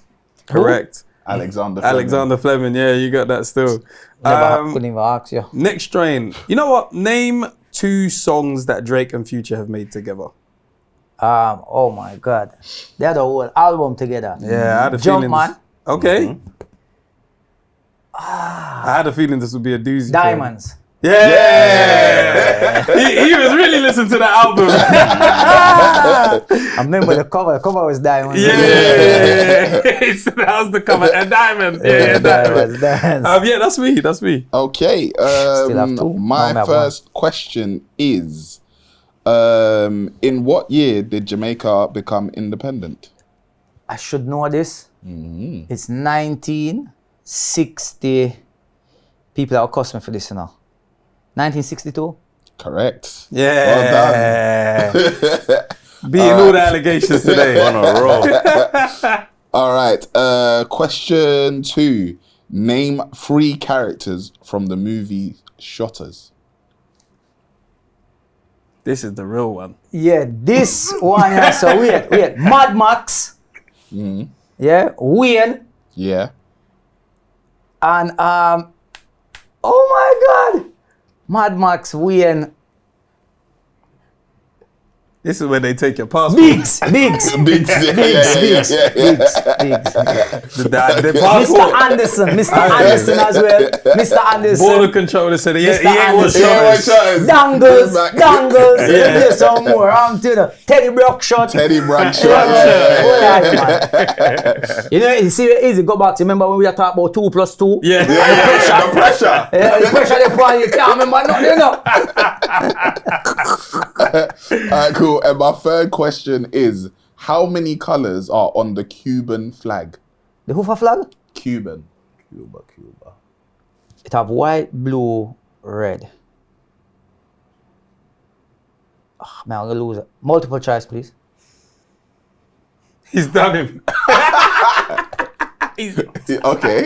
He's done him. Take it back. Tree. I go say tree. Good. Well done. Thank Yeah. I didn't want to multiple choice. Yeah, I would have said 2, 3, or 4. Yeah. I just realized. Did you get it right? Was it 3? It's 3. Yeah. Okay. Red, blue, and white, right? Yeah. Do you know Jamaica is the only flag, has the only flag that doesn't have White. any primary colors. Oh, is it black? It does have no red, no white, no blue. Yeah. Every other flag has Cold. something important for you to know. Get a bonus point for that. No. No. Not for that one. No. Well. What are you Because he's on? on 8, he could go. If we give the bonus point and if he gets this right, he'll have 18. So we could give the bonus point and he got 19. Cut off that general If I get knowledge. this right, Yeah. jeez. If you want to give him What the was the bonus answer though to the one that I skipped? I think You skipped Alexander Fleming. No, I Yeah. skipped the Poland one. Poland, Don't Germany. say Ukraine. Nah. Okay. Czech Republic. Czech Republic. That was even. I wouldn't have got that. That was even. Yeah. Yeah. All right. So yes, you've got 8 points currently. We're gonna tell you our genres, and hopefully you go through the right door with the Alright. right question for 10 points. Will take you to 18. Mine is in cars. Okay. Mine is in Jamaican prime ministers. Okay. And mine is in food. Tough. Wait. All of these are good, man. Do I still get my multiple choice too? Yeah. Cars. So yeah, you got multiple choice. You might ask me something like, what does BMW stand for? You might ask me that.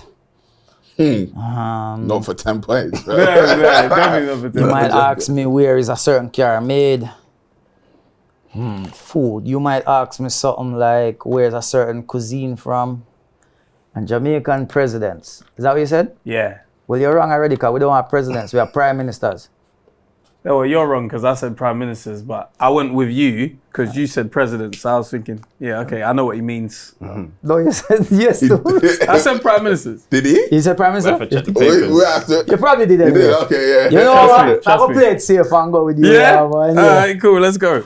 All right. When was you born, by the way? When am I born? The feds. 80s. Okay, cool. No, I'm not. No, that's good. No, that's all I needed. That's all I needed. I just wanted to 84. double check. All right, so since you were born, there have been 2 prime ministers that have been in office twice. What are their names?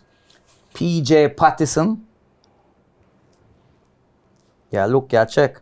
I'm going to double check because that's wrong, but No, twice. okay. Since you were Do born. you mean like, hold on. Do you mean like, been retained, or do you mean come out As in of they power come out and go then back come in? back later. Okay, because PJ has Yeah, one. I get what you mean. 2 that's terms. why. Nah, I mean like they served Okay, the term, okay. went away, came back. Okay, Clarified, okay. Let me okay. just check. Hold on. Multiple choice, please. You have